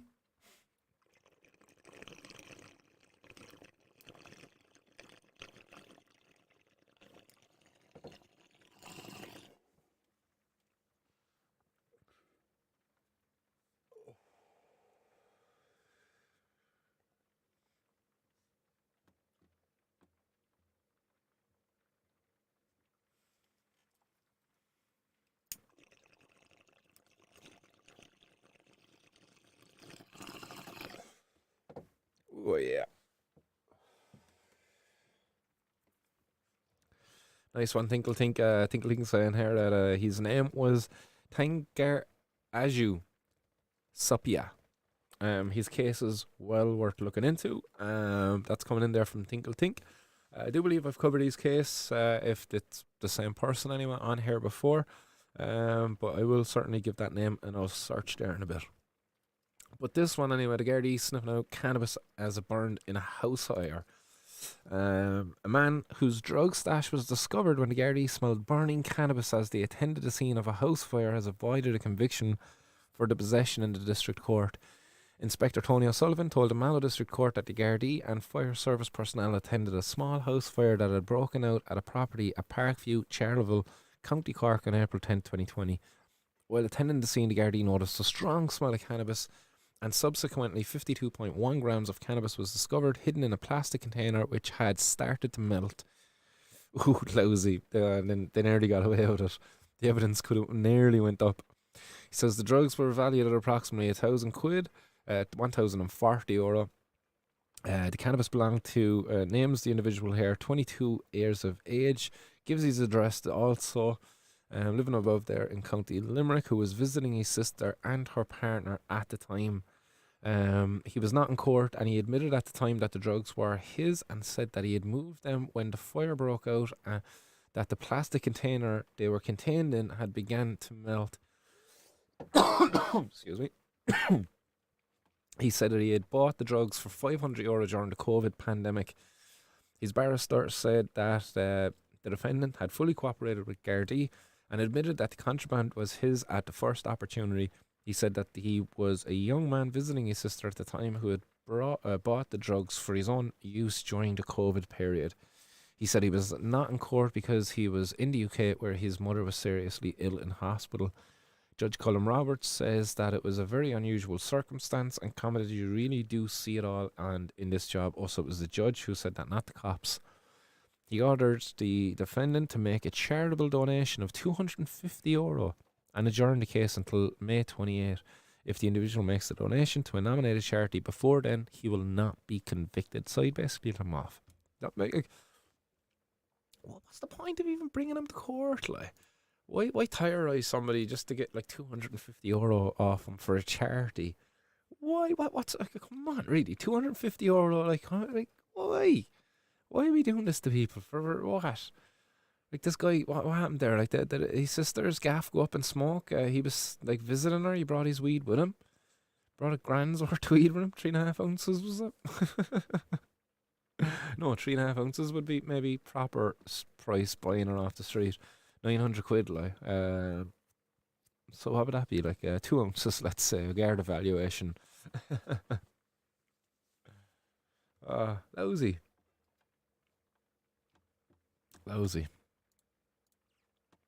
What are your thoughts on that one? Up in smoke. Unfortunately, his stash, he didn't lose it all to the fire. He would have been off free then, basically, if the evidence was gone up. But what are your thoughts? Anybody up there in Limerick know this dude? Know the gaff? Patrick's in here. Grow your own White Widow. Beautiful ladies. Second that, guys. Grow your own. Just make sure you get everything, properly connected. Don't overload any plugs. You don't want a fire to break out and the cops to come along and smell your grow. Tinkling says the guards call anything not made by a toddler sophisticated. Says more about them than anything else. Yeah, that's it. Like if you've got yourself like a deep water culture, DWC buckets, or if you've got yourself an NFT or whatever, sophisticated. Like as soon as you got like a water pump and all of this kind of stuff going on, maybe an air pump, oh, it's sophisticated.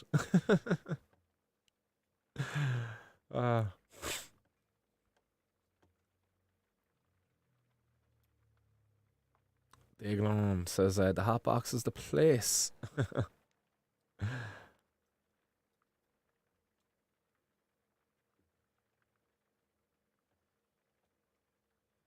Tinkle Tink's in here. Kangaroo Sophia, 46, was hanged at dawn on Wednesday over a plot to smuggle 1 kilo of cannabis. Activists said he had been convicted on weak evidence and received limited legal access. And that's a quote from an article on the BBC there, shared in the hotbox by Tinkle Tink. Much appreciated there, Tinkle Tink, for that contribution.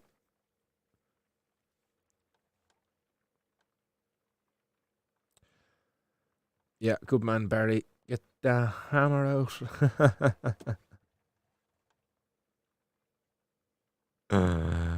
Well, whack 'em all. And what else do we have left for you there? Oh yeah, final one. I'm going to finish with a positive one. Maybe somebody out there can relate to this one.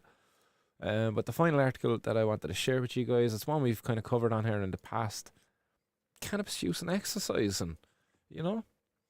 So can weed improve a workout? So it's something we've covered here in the past. It's behind the paywall here. Is it all? Oh no, it's not actually behind the paywall. It was just spamming me with their thing to buy it. Boom. Can cannabis improve your workout? But guys, come on. I've said this on a number of times. There's been other people on the hot box have shared their experiences as well. But I intend this year to run in the Cork City Marathon. And anytime I go running, I'm always after consuming a little bit of cannabis beforehand. I've become a little bit more conscious of like just my bong hits, just smoking overall. I am trying to get a bit healthier, shift to the vaping. I've been saying that now for a while, but you know, old habits die hard. The convenience, and I don't know, there's just something about a bong hit as well. Like, it's just kind of enjoy it. And the same as well, you know, sharing a blunt, say at the poker table or whatever. But again, you know, you just get into the volcano, share the bag. We just have to break those habits, I guess. But anyway, to get back to it, the point being, vaping is certainly going to be a more healthier way of doing it. But to date, I've smoked. I've had a hit off the bong, and I'd go for a run. I'd run 10 kilometers, no bother. I'd be back just around the hour. That's kind of the average, an hour, 10 kilometers. I would get done. Would do it with the dogs as well. So keep in mind that 10 kilometers would include, you know, stopping every now and again for the dogs because they love to get a nice sniff and a pissing. When I get out early enough, when I used to get out early enough, haven't been out early actually for a run in a while, but I mean like pre-dawn type of thing, like getting out just before the sun rises, almost kind of 5, 6 o'clock there sometimes. And you'll be able to leave the dogs off then as you're down around the glen, down around the Glen River. Amazing. And doing that, like, you know, after a bong hit or two, out with the dogs off, just running around. Sun is just rising up over. There's a dew there, kind of a lovely dew rising. You can see it just rising off the water. There's a little lake down there. Absolutely beautiful. Oh shit, we missed the 4:20 5 minutes ago. I just see that there. My bad. Anyhow, back to the article.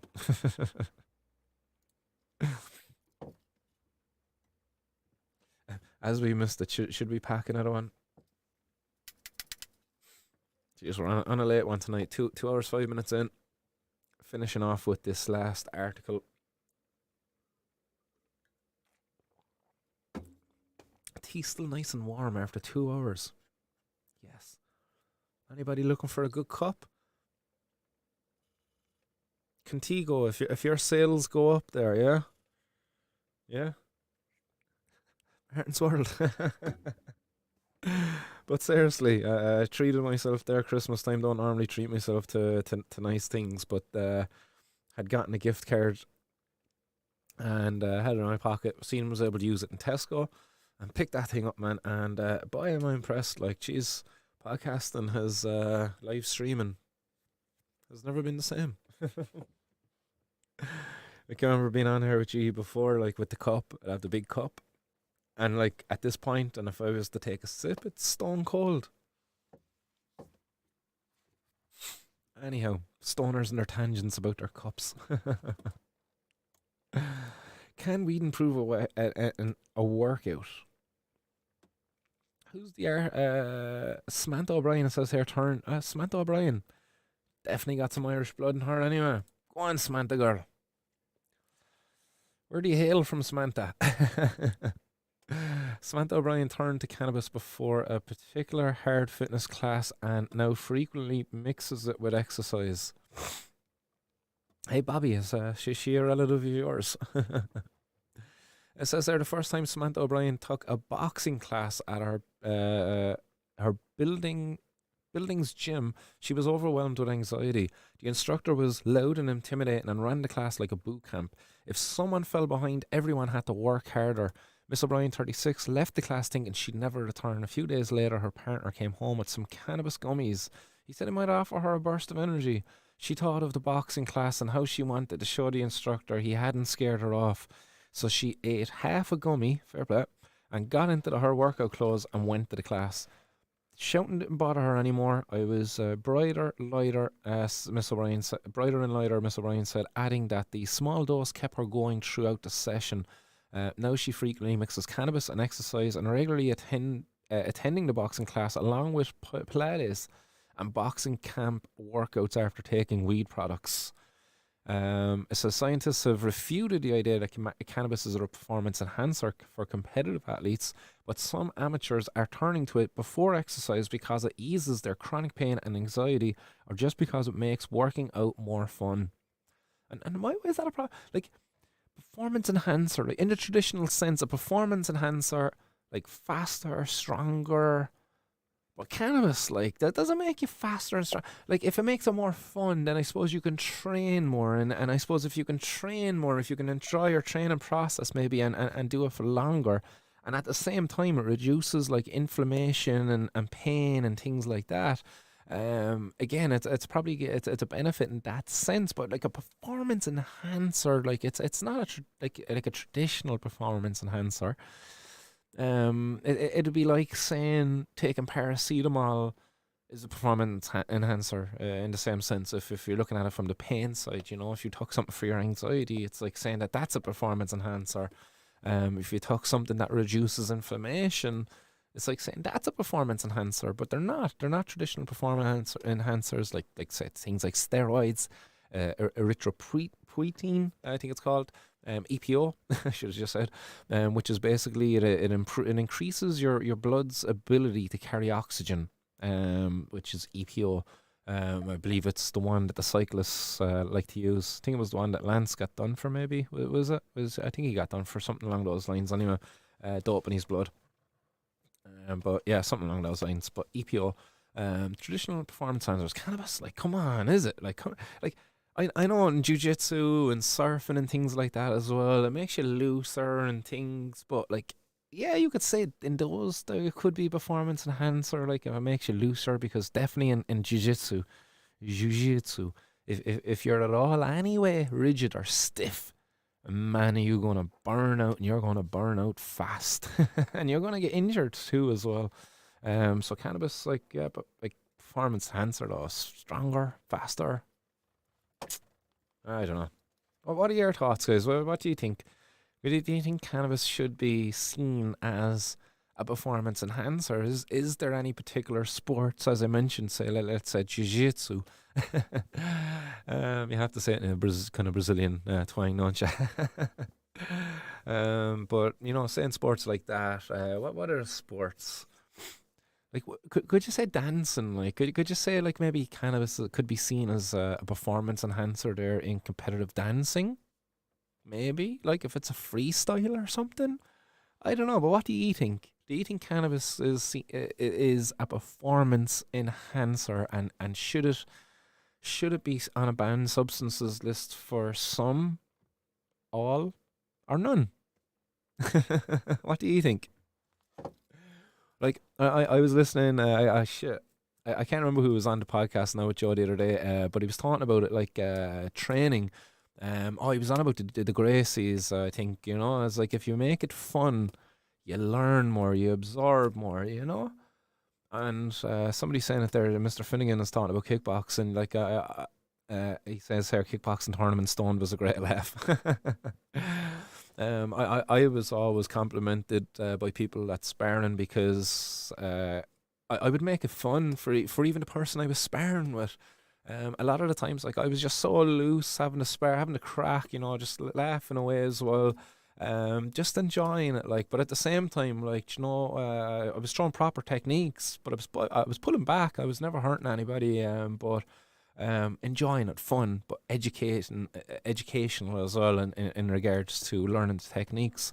But yeah, I've had a number of people who've come and said it to me, and I definitely owe it to the cannabis, like, because anytime I've ever went sparring, I rarely would have went sparring without a bong hit or two, and that's like for sure. Like, and I've many years of Thai boxing under my belt now at the moment. When I think about it, looking up at a photo there actually in the ring with Andy after a fight with yeah, fucking look young in it too.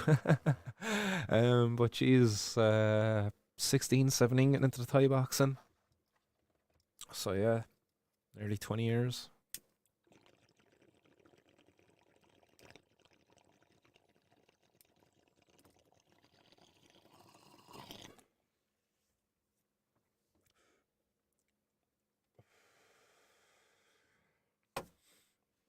Sparring. Going to spar for skins. Plenty of skins, but if I go to sparring, going for munchies. Talking here in the article, it talks about addressing chronic pain. That in a small 2019 study, the top reasons people use cannabis before exercise were to increase enjoyment, which I just kind of covered there a little bit, and focus. But the close behind that was pain relief.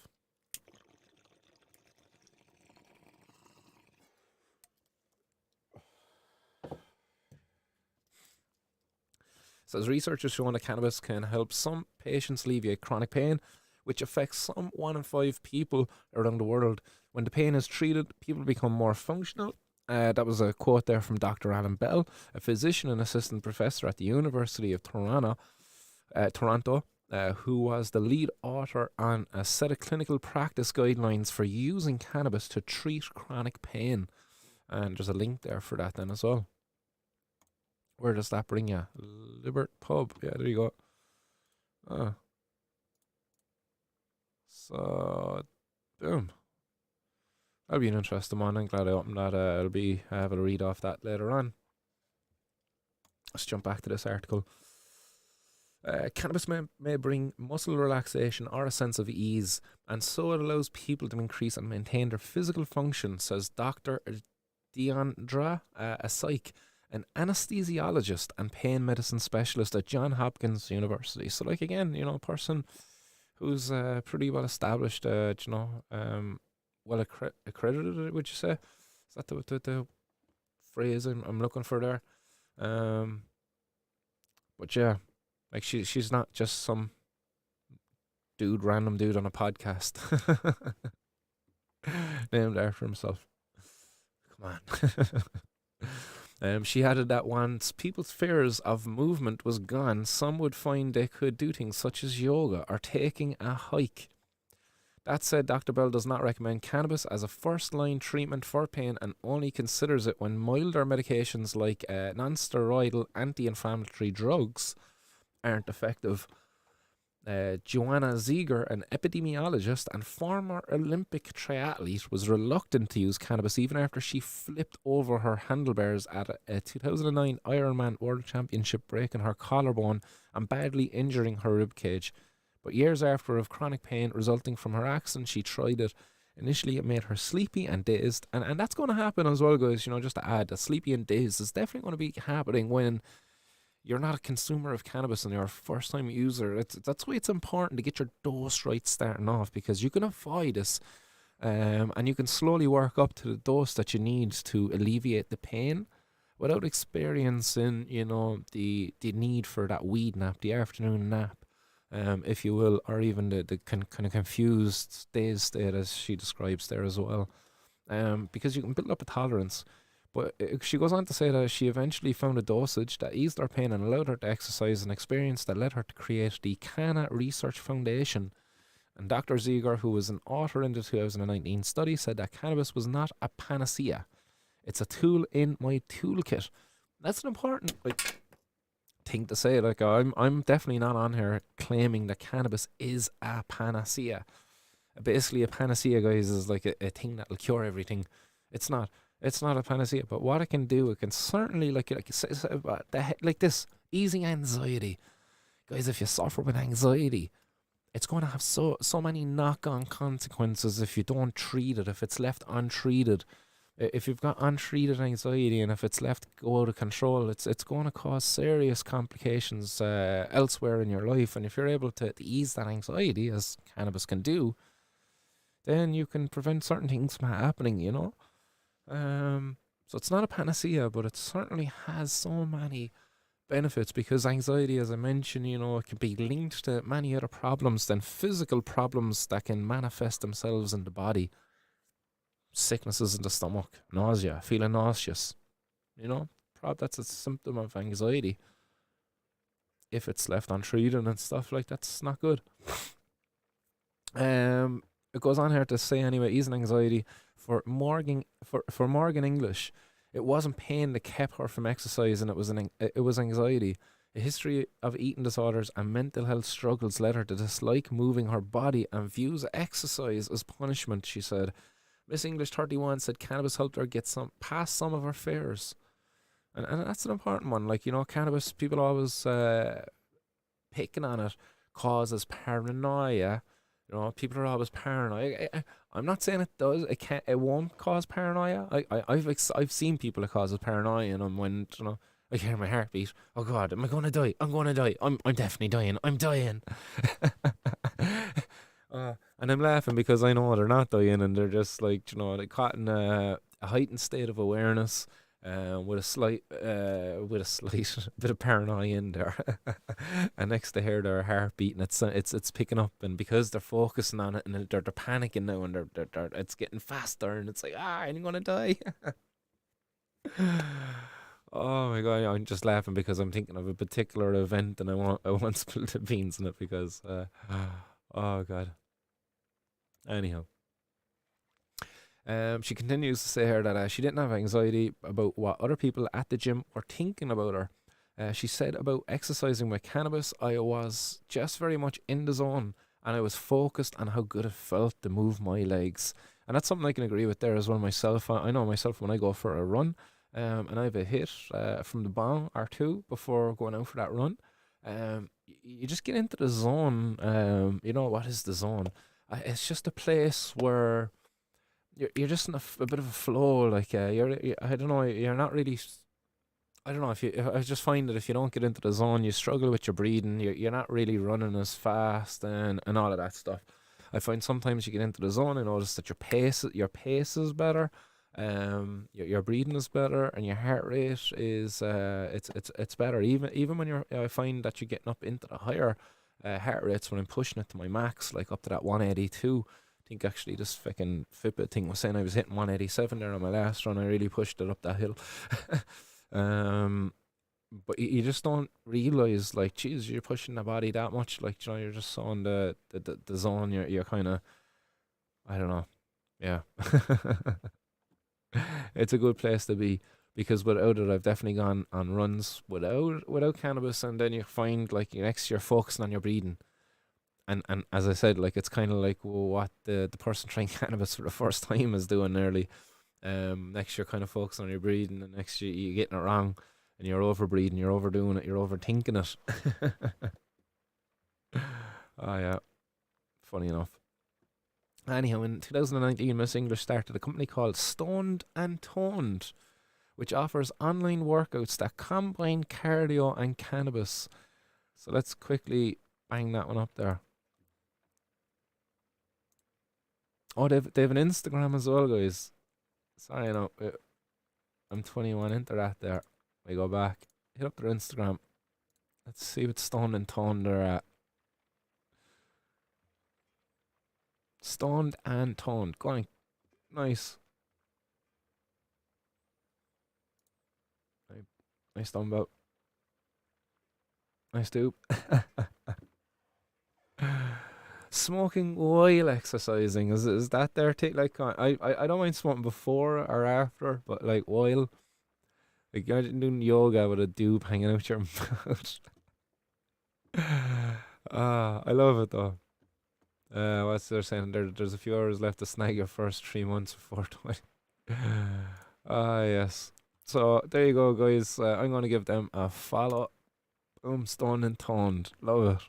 I'm glad I read down into that article there and found them now. That's brilliant. Try us for free, guys. There's a free trial for 7 days. So there you go. Some of the workouts that they have up here. What are the members saying? KCB, I have just started working out with cannabis and wow, can I see such a huge difference? And Maddie says, love this, super challenging but fun. And Brennan, I booked my workout with this little blast and 2 people told me my butt looked great the next day. Yes. Results. Anybody out there looking to work in those buns of steel while getting stoned? There you go. Love it. This is brilliant. Yes. Oh, what are you saying in the hot box? Are you laughing with me or at me?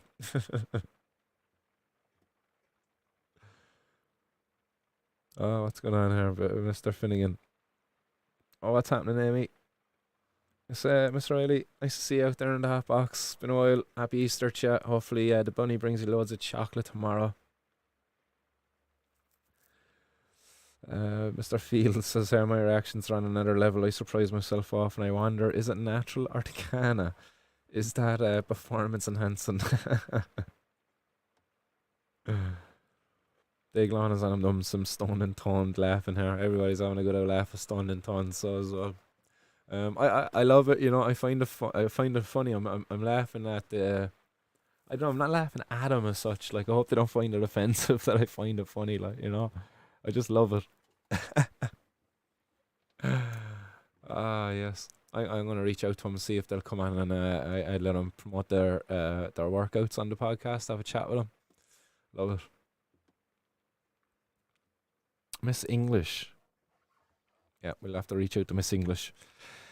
She says, this is not to say that weed can ease anxiety for everyone. While some people find it helps, it can also exacerbate those feelings, says Jill Stoddard, a clinical psychologist who specializes in managing stress and anxiety.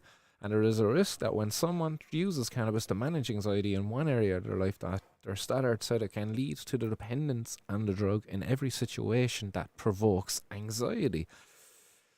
Yeah, but like, come on, man. If a person is suffering with anxiety and is using cannabis to manage their anxiety, like, how's that any different to using, like, say, something else to manage their anxiety? You could say that pretty much about anything that a person uses to manage their anxiety as such. Could you not? You know, if you were to prescribe some of the medication that you use to manage your with your patients there, Jill. Like it's funny like that the doctor this Dr. Stoddard, Jill Stoddard, that she is what did I say that she is there? A psychologist, you know? It's always a psychologist. They're always quick to demonize it, you know? Well, why? Why can't they accept because like the pills that they give people to treat their stress and anxiety that they've a side effect of actually causing more stress and anxiety for the person. You know, so because I know people who've gotten these medications and you see it's listed there as a side effect of it. You know, so say this about any drug. Like, why are you trying to pick on cannabis? Like, it's not that anybody previously to this has actually said that cannabis, you know, it's going to cure your thing. It can possibly help people with their anxiety, but as you say, it's not for everybody. And I believe that's been said as well previously by others. But yeah, says Dr. Stoddard said it can lead she recommended seeing a mental health practitioner for tools to address underlying anxiety before resorting to cannabis as a solution. But again, that is a requirement in places like Ireland and France, even who are looking to legalise soon for medical use, that they actually try other drugs before they're given cannabis. So seems like that recommendation has been taken on board, but in a more serious way over here. While recreational cannabis usage is now legal in the 24 US states, it is still banned in many places, it says. It says the drug has a powerful effect on the brain and should not be combined with potentially dangerous sports or with any activity you drive to.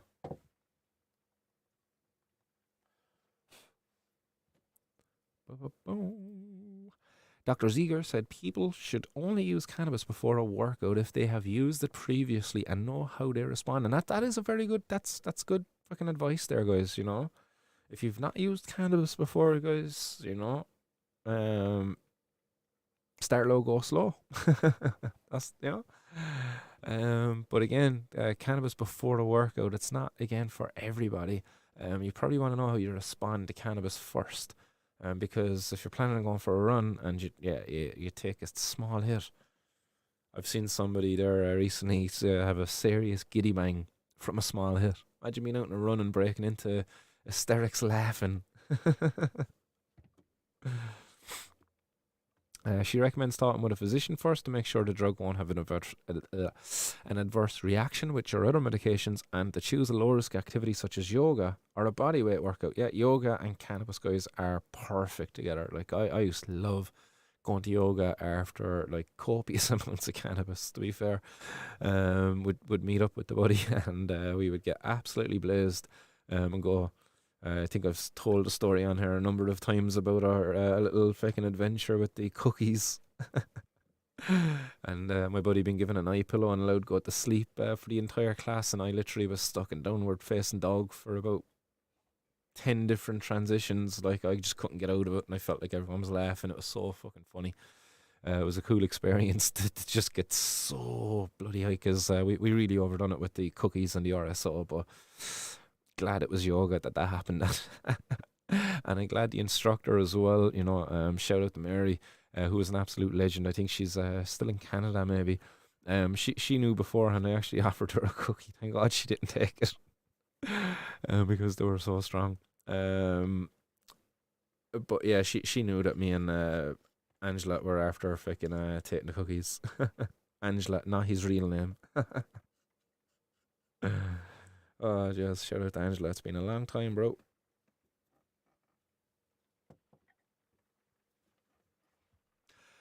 Where were we? Yeah, we read that, didn't we? Also, it's important to remember that cannabis can be abused, and around 1/5 of people who use it develop cannabis use disorders. Look, they have to say this because they have studies, 1/5 of people. Come on, really, like 1/5 of people, they don't develop cannabis use disorders as such. Like, develop cannabis use disorder. Like, when you think, if you look at the definition for a cannabis use disorder, it's ridiculous. Like, they're not saying that these people develop cannabis addictions. Do you see that? Like, this is their new thing, the cannabis use disorder, because they've defined the disorder now, the use disorder. It's not the users now get to define whether their use is a disorder. It's now these people who have a vested interest in kind of keeping cannabis seen in a bad light. Nice. Cannabis products come in many forms, it says here, but none should be taken without first consulting your doctor, it says. Seeing here in the picture then, guys, you got a concentrated form of cannabis known as rosin, I suppose, or dabs. It's taken, look, you use that little metal stick there that she has, a little dab tool. You capture a little bit of the extract, and then you put it onto like a little hot plate type of deal, and you suck it up through what looks like a bong. Otherwise known as a dabbing rig. But again, explaining this to people who probably are well versed with this, but just in case. People who combine movement and cannabis repeated a well-known piece of advice when it comes to cannabis: start low, go slow. Again, I said this already, but again, can't be said enough. If you're a first-time user of cannabis, guys, start low, go slow. This is why it needs to be regulated, guys. I'm so fully convinced that if a person was able to go out there and get like a half a percent of THC with a higher percentage of CBG and CBD. CBG actually enhances your own natural cannabinoids by allowing them to kind of stick around and stimulate the receptors for longer, because the enzyme that would break them down is now going to be less active because of CBG. But you combine that with a little bit of THC as well. Man, I think first timers would be so much fucking better off, and even like regular consumers too. Prohibitionists are always on about, it gets stronger. I think once people have access to a choice there of cannabis, it won't be THC content that'll actually drive their choice. What I'm seeing from the States and in Canada, it's not really THC that people are after.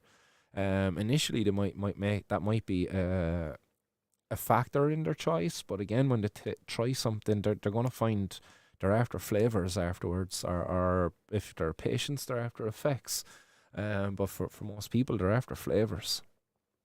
THC then comes secondary. Some said they kept a journal or used an app like Telegram.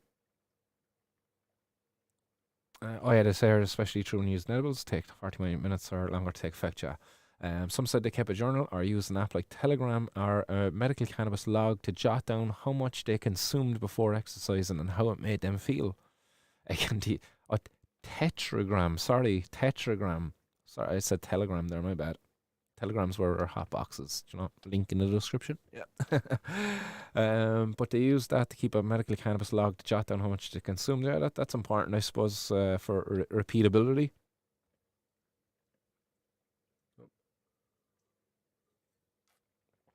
Damn, still warm. Otis Smith, the founder of Tetragram, runs about 30 miles a week, uses cannabis to manage his joint pain, but said his first experiment was a bust. He tried a 10 milligram edible and never made it out the door. And guys, 10 milligrams, like that's actually the recommended single serving over there in a number of states where cannabis is actually legal and regulated. 10 milligrams, and there's products over here being said to be like up to 500 milligrams and things. I've had 500, like those cookies I made that time that absolutely mangled me and Angela. Those definitely had about 1,000 milligrams probably. But this guy had 10 milligrams and he made it out the door. He said finally he settled on 2.5 milligram gummy with a 1-to-1 ratio of CBD and THC, which is, again, it's important, guys, because if you understand pharmacology, CBD and THC, they compete for the same receptor site. I do believe they have a similar affinity for the receptor. I think THC has a higher affinity for the receptor that it activates with, and CBD also actually stimulates the other receptor, stimulates both CB1 and CB2, but it has a higher affinity, I believe, for the CB2 receptor. So again, by combining those together when consuming them, you're going to reduce the effects of the THC in terms of the high, but you're going to make a longer lasting effect there of things like anti-inflammatory effects and stuff, and things like that, so yeah, it's important to be able to kind of know what you're consuming and get your dose right. It's there to enhance your body-mind connection, says Miss English.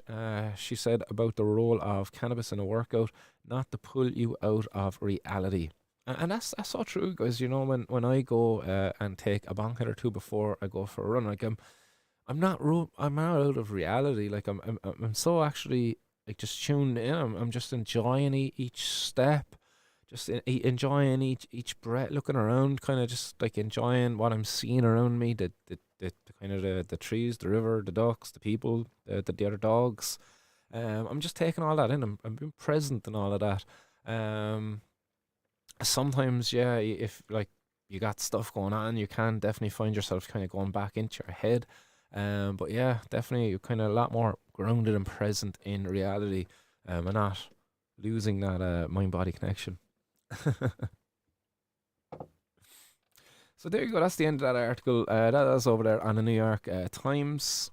So boom. Again, if anybody wants to give it a share or read it again, there you go. What's everybody saying out there in the hot box? Hey. First comment I see, Miss Stokes. You're on so long, you'll miss the trip to Disneyland. It's probably the only time I'll hear you complaining about me taking so long, babe, isn't it? Hey. Where is it there? Hey. There. Well, it's a little bit of self-deprivation. Is that what it's called?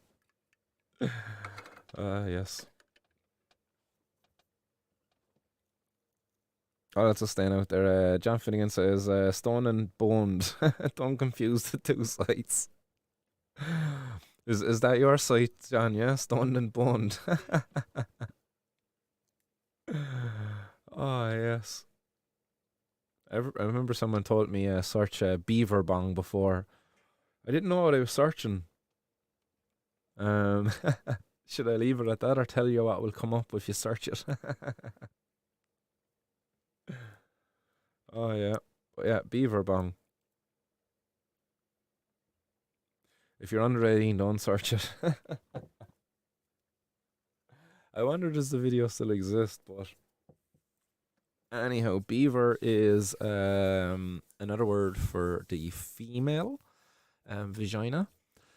And in this video, they insert a bong into a female's vagina, and another, I can't remember now, was it a female or a male takes a hit out of that bong, which John was mad. It was crazy. But beaver bong. Oh, that was a long time ago now. So I wonder is that video even up the internet anymore? I know, Karina. I know. Anybody got a hammer there? Sort out that Karina there with a hammer. She's slating the host. Can't be doing that on her, Karina. You have to have a bit of respect there, like. Come on now.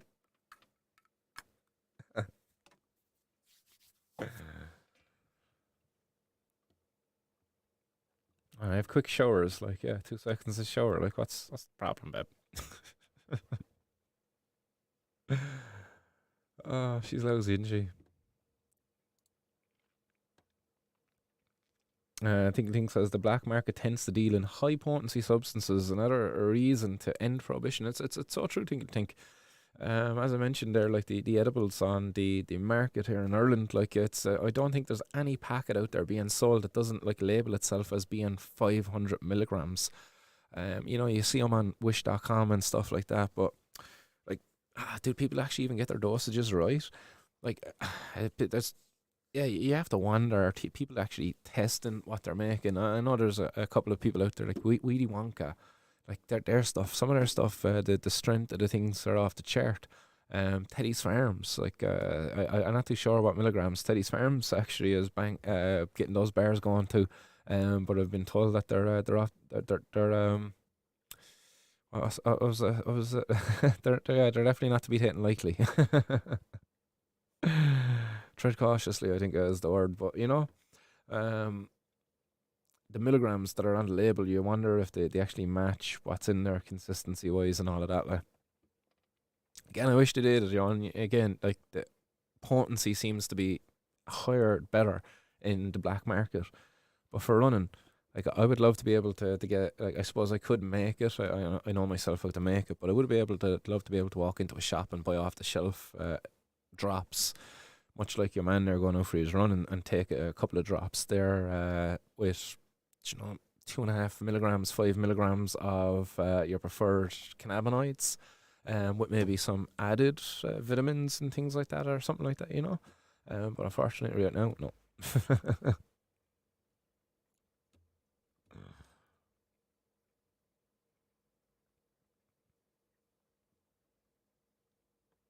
Mr. Finnegan, don't you be encouraging her. Ah, yes.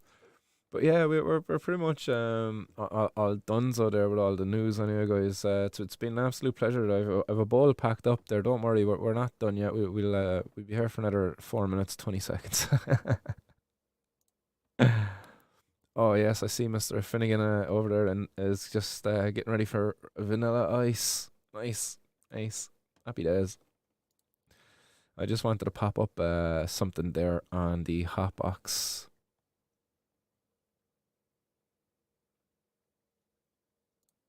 Boom, there we go. Can we full screen that? We can't. Never mind. I won't bother pulling her up. I'll get her up there the next day when I'm talking with Mr. Wes and hopefully Green Tea as well. I was just looking at the clones and some of the cottons that were available over at Cannabis, and then we were blown away by the price of them. And then afterwards we were shared a number of different cutting options that are available over in the US. And guys, get this, alright? There's cuttings from cannabis plants. A cutting, just like a simple cutting, like a rooted clone, going for $10,000 in the US of it. I think it was US. Maybe it could have been Canada. $10,000 for a cutting, just like a single cannabis plant with some roots coming out of it. You know those things that I brought into the city hall and the guard station, the Shannon footbridge and a number of other places. 10 grand, mad, because of the genetics. The genetics solid, like it's a clone off of a proven lineage, like a proven pheno. So you're guaranteed to be getting what that pheno is. In terms of, again, flavors, like this is what they're after, flavors. Bud appearance as well is definitely a trait that they're after. But majority is flavors. THC comes with it. You're going to keep the THC up, but I can guarantee a lot of the breeders really aren't focusing on breeding for THC.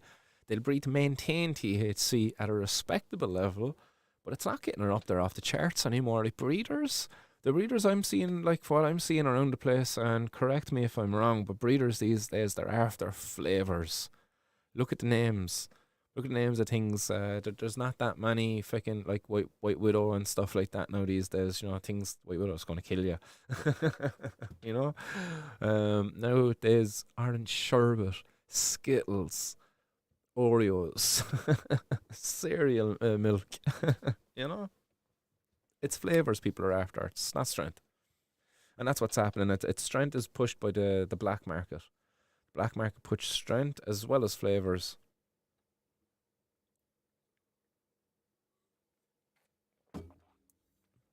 Tinkle think the cops would be pricing grown cannabis plants at €10,000 each now. As if, imagine though, like they're charging €800 a cannabis plant now, and like guys, like don't hate me for this, but we have to discuss this really. Like, come on, one person out there who might be in the audience grew a cannabis plant and got a half a kilo off of one cannabis plant. A half a kilo. Now, if you're cops and if you seize a half a kilo of cannabis when it's dried and ready, what are you valuing at? €10,000. That's what they value half a kilo at. €10,000, 500 grams. Now, if they raided this cannabis grower when he or she just harvested that cannabis plant would have had an extra 80% weight on it. So potentially wet, there was over 2 kilos there. That one cannabis plant, had it been seized by the guards and weighed while it was still wet, it would have been valued over €40,000 if it was over 2 kilos. Imagine that. And our guards, guess how much they value a cannabis plant at? €800. That's why, like, I don't really argue too much, like, with the value of the cannabis plant, so to speak. Like, it's yeah, if you're growing them pot to pot, then potentially, yeah, they're overshooting it, because you're probably going to end up getting a half ounce to an ounce if you're pot to pot, 11 litre pots, pot to pot, just growing autos. You're probably getting a half ounce to an ounce of plant if at best.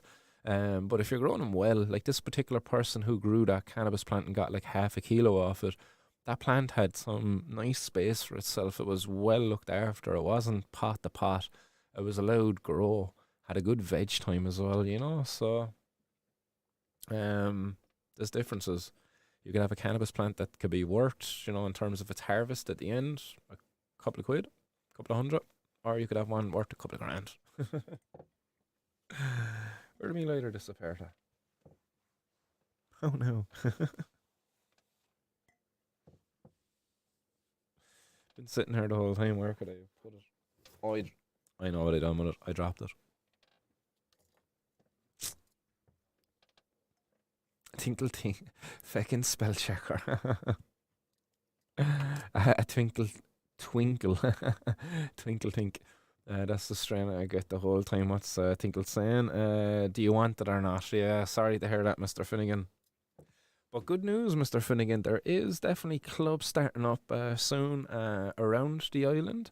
So fingers crossed, yourself and myself will be lucky enough to avail of access to some of these clubs, and get some good quality cannabis from a source where we will be supporting a community, a campaign, a movement, and at the same time getting some quality cannabis back.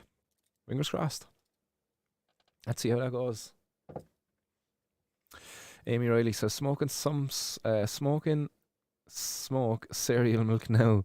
What's everyone smoking this weekend? You're smoking some cereal milk now, Amy? Yeah. Oh, very nice, very nice. I got some of that over at Cannabis over in Barcelona, and it was quality. Managed to bring a little bit of the hash back as well. Got some cereal milk hash, and it was flavors off the chart. Like, yeah, it was absolutely beautiful. Was smoking it in blunts, was combining it with other weed. Like, but jeez, man, what an addition it made to the blunt. Oh, yummy. Patrick Shields has got the blue cheese. Nice. Yeah, I've got a combination here of a little bit of GMO and mostly chocolate tangy. Slante, guys.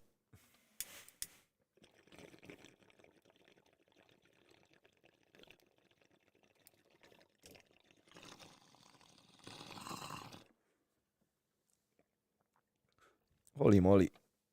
We're rolling up in 3 hours. Hands up who's been here since the beginning.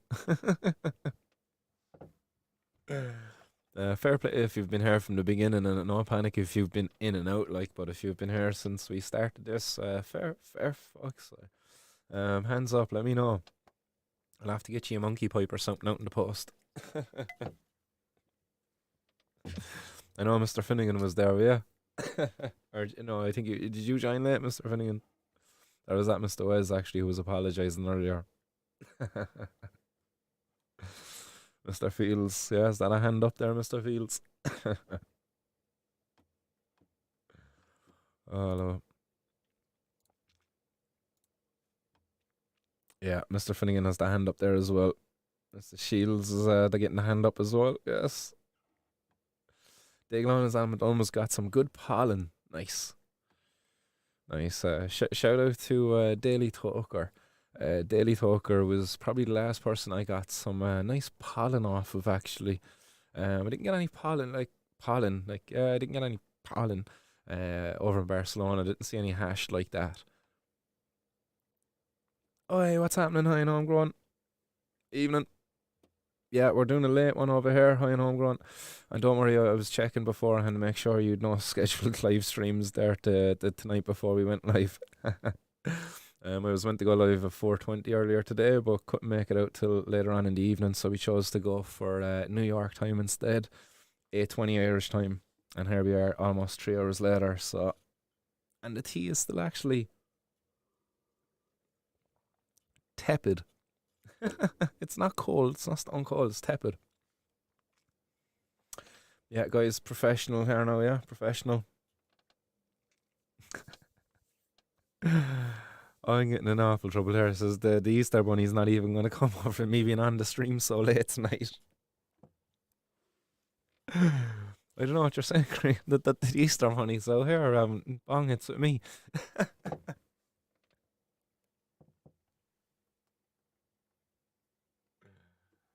You got your man from Lucky Charms coming there now in a minute too. It's not that leprechaun. Oh, we're gonna have a fair session in the studio. No, but all jokes aside, I will have to start saying goodbye to you guys. What are we? We're 9 minutes away from the next 4:20. I'll get in serious trouble if I wait around for that. Will I? I kind of did just pack another bowl though.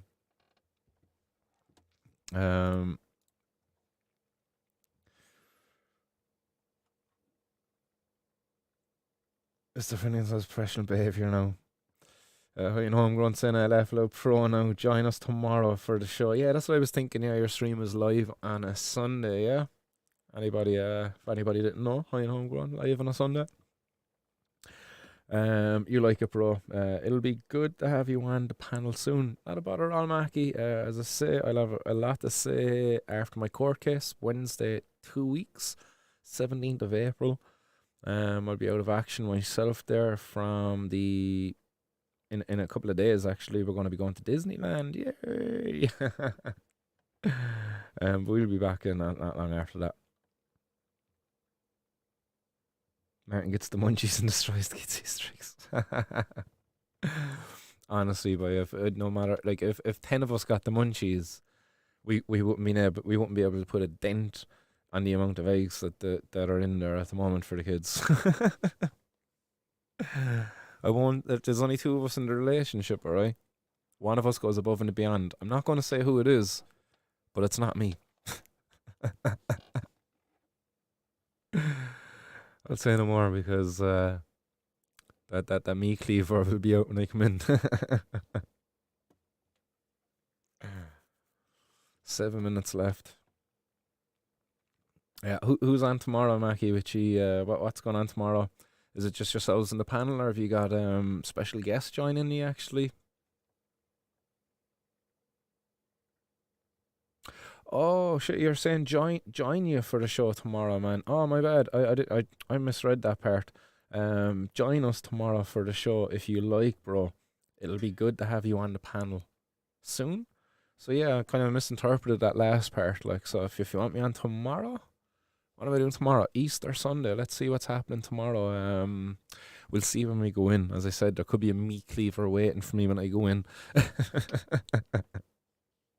I don't know. Do we have any brownie points left?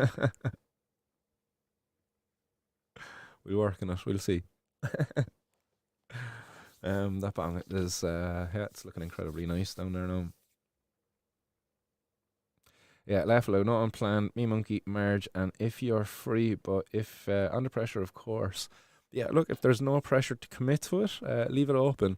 And I will certainly message you there if I can work it and get out here because I enjoy us having the chats and yeah, it'll be good to catch up with yourself, Marge, and Monkey. Um, There we go. If the Easter Bunny was actually having smokes with you, Easter be cancelled for the next few days. Stay out there, love. Says John Finnegan, you know what I put up with. Thanks for the pity. Oh, lads, and ladies. Oh, yeah, it's so funny. It's so true. Like, yeah, if the Easter Bunny herself there, yeah, was here with us. It's so funny the difference, the tolerance there, like the lack of tolerance a person can have. Like there's been once or twice there, like where I make the smallest bowl, and I mean it, like I'd put like a tiny pinch, and it'd be like, yeah, have a small hit off that there or whatever. Like, you know, she like herself might be crippled in pain. The Easter Bunny would be crippled in pain, and we like have a hit off that, and yeah, the Easter Bunny would certainly forget about the pain, but oh yes, I was getting a giddy bang over over the giddy bang the Easter Bunny was getting. Oh yes, on an evening. Good times, darling. Or with the Easter Bunny. Sorry. 4 minutes, guys. 4 minutes. Last one. Last bowl, and we'll say our goodbyes. We've covered all the news on you. Hopefully you enjoy the news. Hopefully you're enjoying the crack and the giggles. And as I say, guys, this can continue the crack and the hot box that's going on there. The link to the Telegram group is in the description below. So don't be shy. Come on over, say hi. The crack continues over there. If you're ever just alone out your backyard and having a smoke, and you know you're kind of getting bored of looking at the stars, you can come have a chat with us. If not me, there's over 100 of us there at the moment now, and it's a great community. Everyone looks out for one another. Great crack.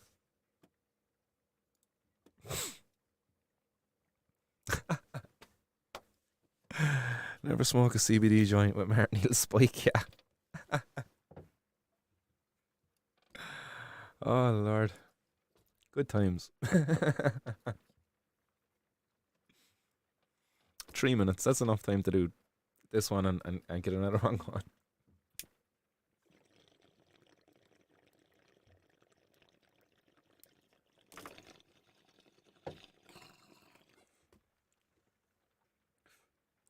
Plenty of civil disobedience going down there this evening. Hopefully everybody else's Saturday evening is as civilly disobedient as mine.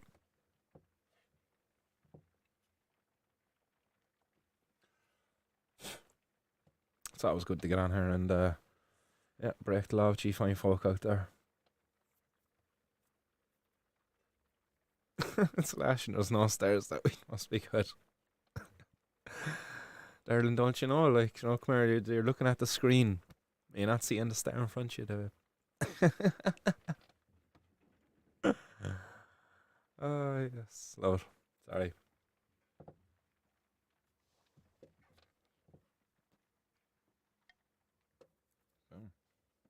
There we go. What was that? We did it in less than one. That's professionalism there. Like, look at this. Boom. That was 3 minutes. We hit it. We packed it. Boom. I was just thinking, will I do it again? Hit it and pack it before the countdown. Nah, there we go.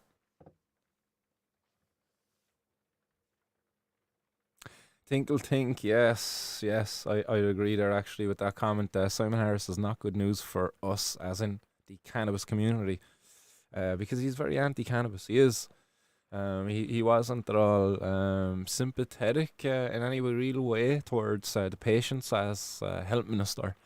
So yeah, I would be worried with him as Taoiseach in regards to cannabis policy and a changing. But again, look, the life of that government, it's limited. They're going to reach their demise in a number of months. So, feck it, look, if he takes the reins and if he holds things up, that's all he's doing. He's only holding things up. Ultimately, come next election, surely there's going to be a change of the guard there. Enough so where the people in power will kind of do the right thing by the people. Fingers fucking crossed, guys, you know? Or otherwise, what's the point of the election?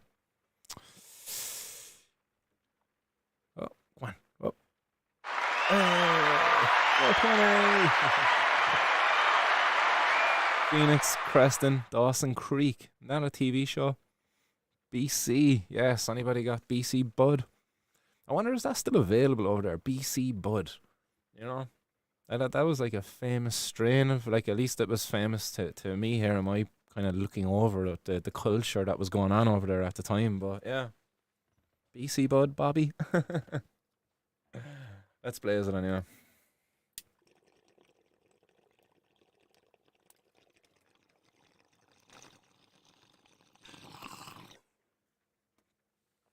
LA, Seattle, Las Vegas, Vancouver, and Tijuana. Happy 420, everybody. Oh.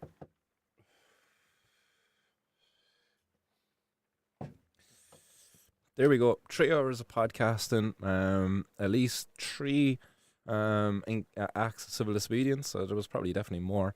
And nobody got stabbed. Imagine that, you know? No cases, outbreaks of psychosis here. With all of that cannabis consumed there and those acts of civil disobedience. Definitely coughed a few times. So.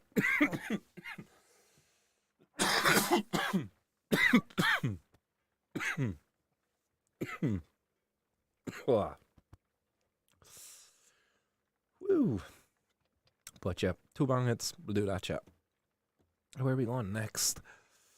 I won't be there with you on air, but where will it be in an hour? Pitcairn Islands, Anchorage, Nome, Alaska, and Yakutat. Let's have a look at Yakutat just for the crack. Come on. Why not? While we say our goodbyes. There we go. I knew it was going to be something like this, man. Isn't that beautiful? Can we get this full screen? Make it bigger for you. Zoom. There we go. Yeah. So, Everybody, it's been an absolute pleasure. As I said earlier on in the show, if you missed it, keep an eye out. There should be a protest happening in Cork. There should be a poster up online in the coming days circulating, confirming the obviously the date is going to be 420, Saturday 420. The time for the meetup and the a bit of information about what's actually going to happen on the day. As I said, TBC to be confirmed. Once everything is confirmed, that will be circulated, and as I say, hopefully in the coming days. So fingers crossed. Anything else there? No.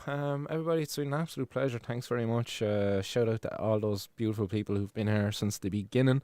Shout out to that absolutely gorgeous Easter bunny. I look forward to getting in there and eating some of your Easter eggs. That sounded dirtier maybe than it did, at least to me anyway. It did. It was probably meant both ways, but one thing I'm not going to do is fertilize any of your Easter eggs, so that I can guarantee. At least, I hope. But up. Hey. It won't be a foot and punch drum at all. It'll be a hammer off me head if I was to fertilize any of those Easter bunny's eggs. But yeah. Anybody else got something to say there before we say goodbye? Mr. Finnegan says bad chest infection there, Martin.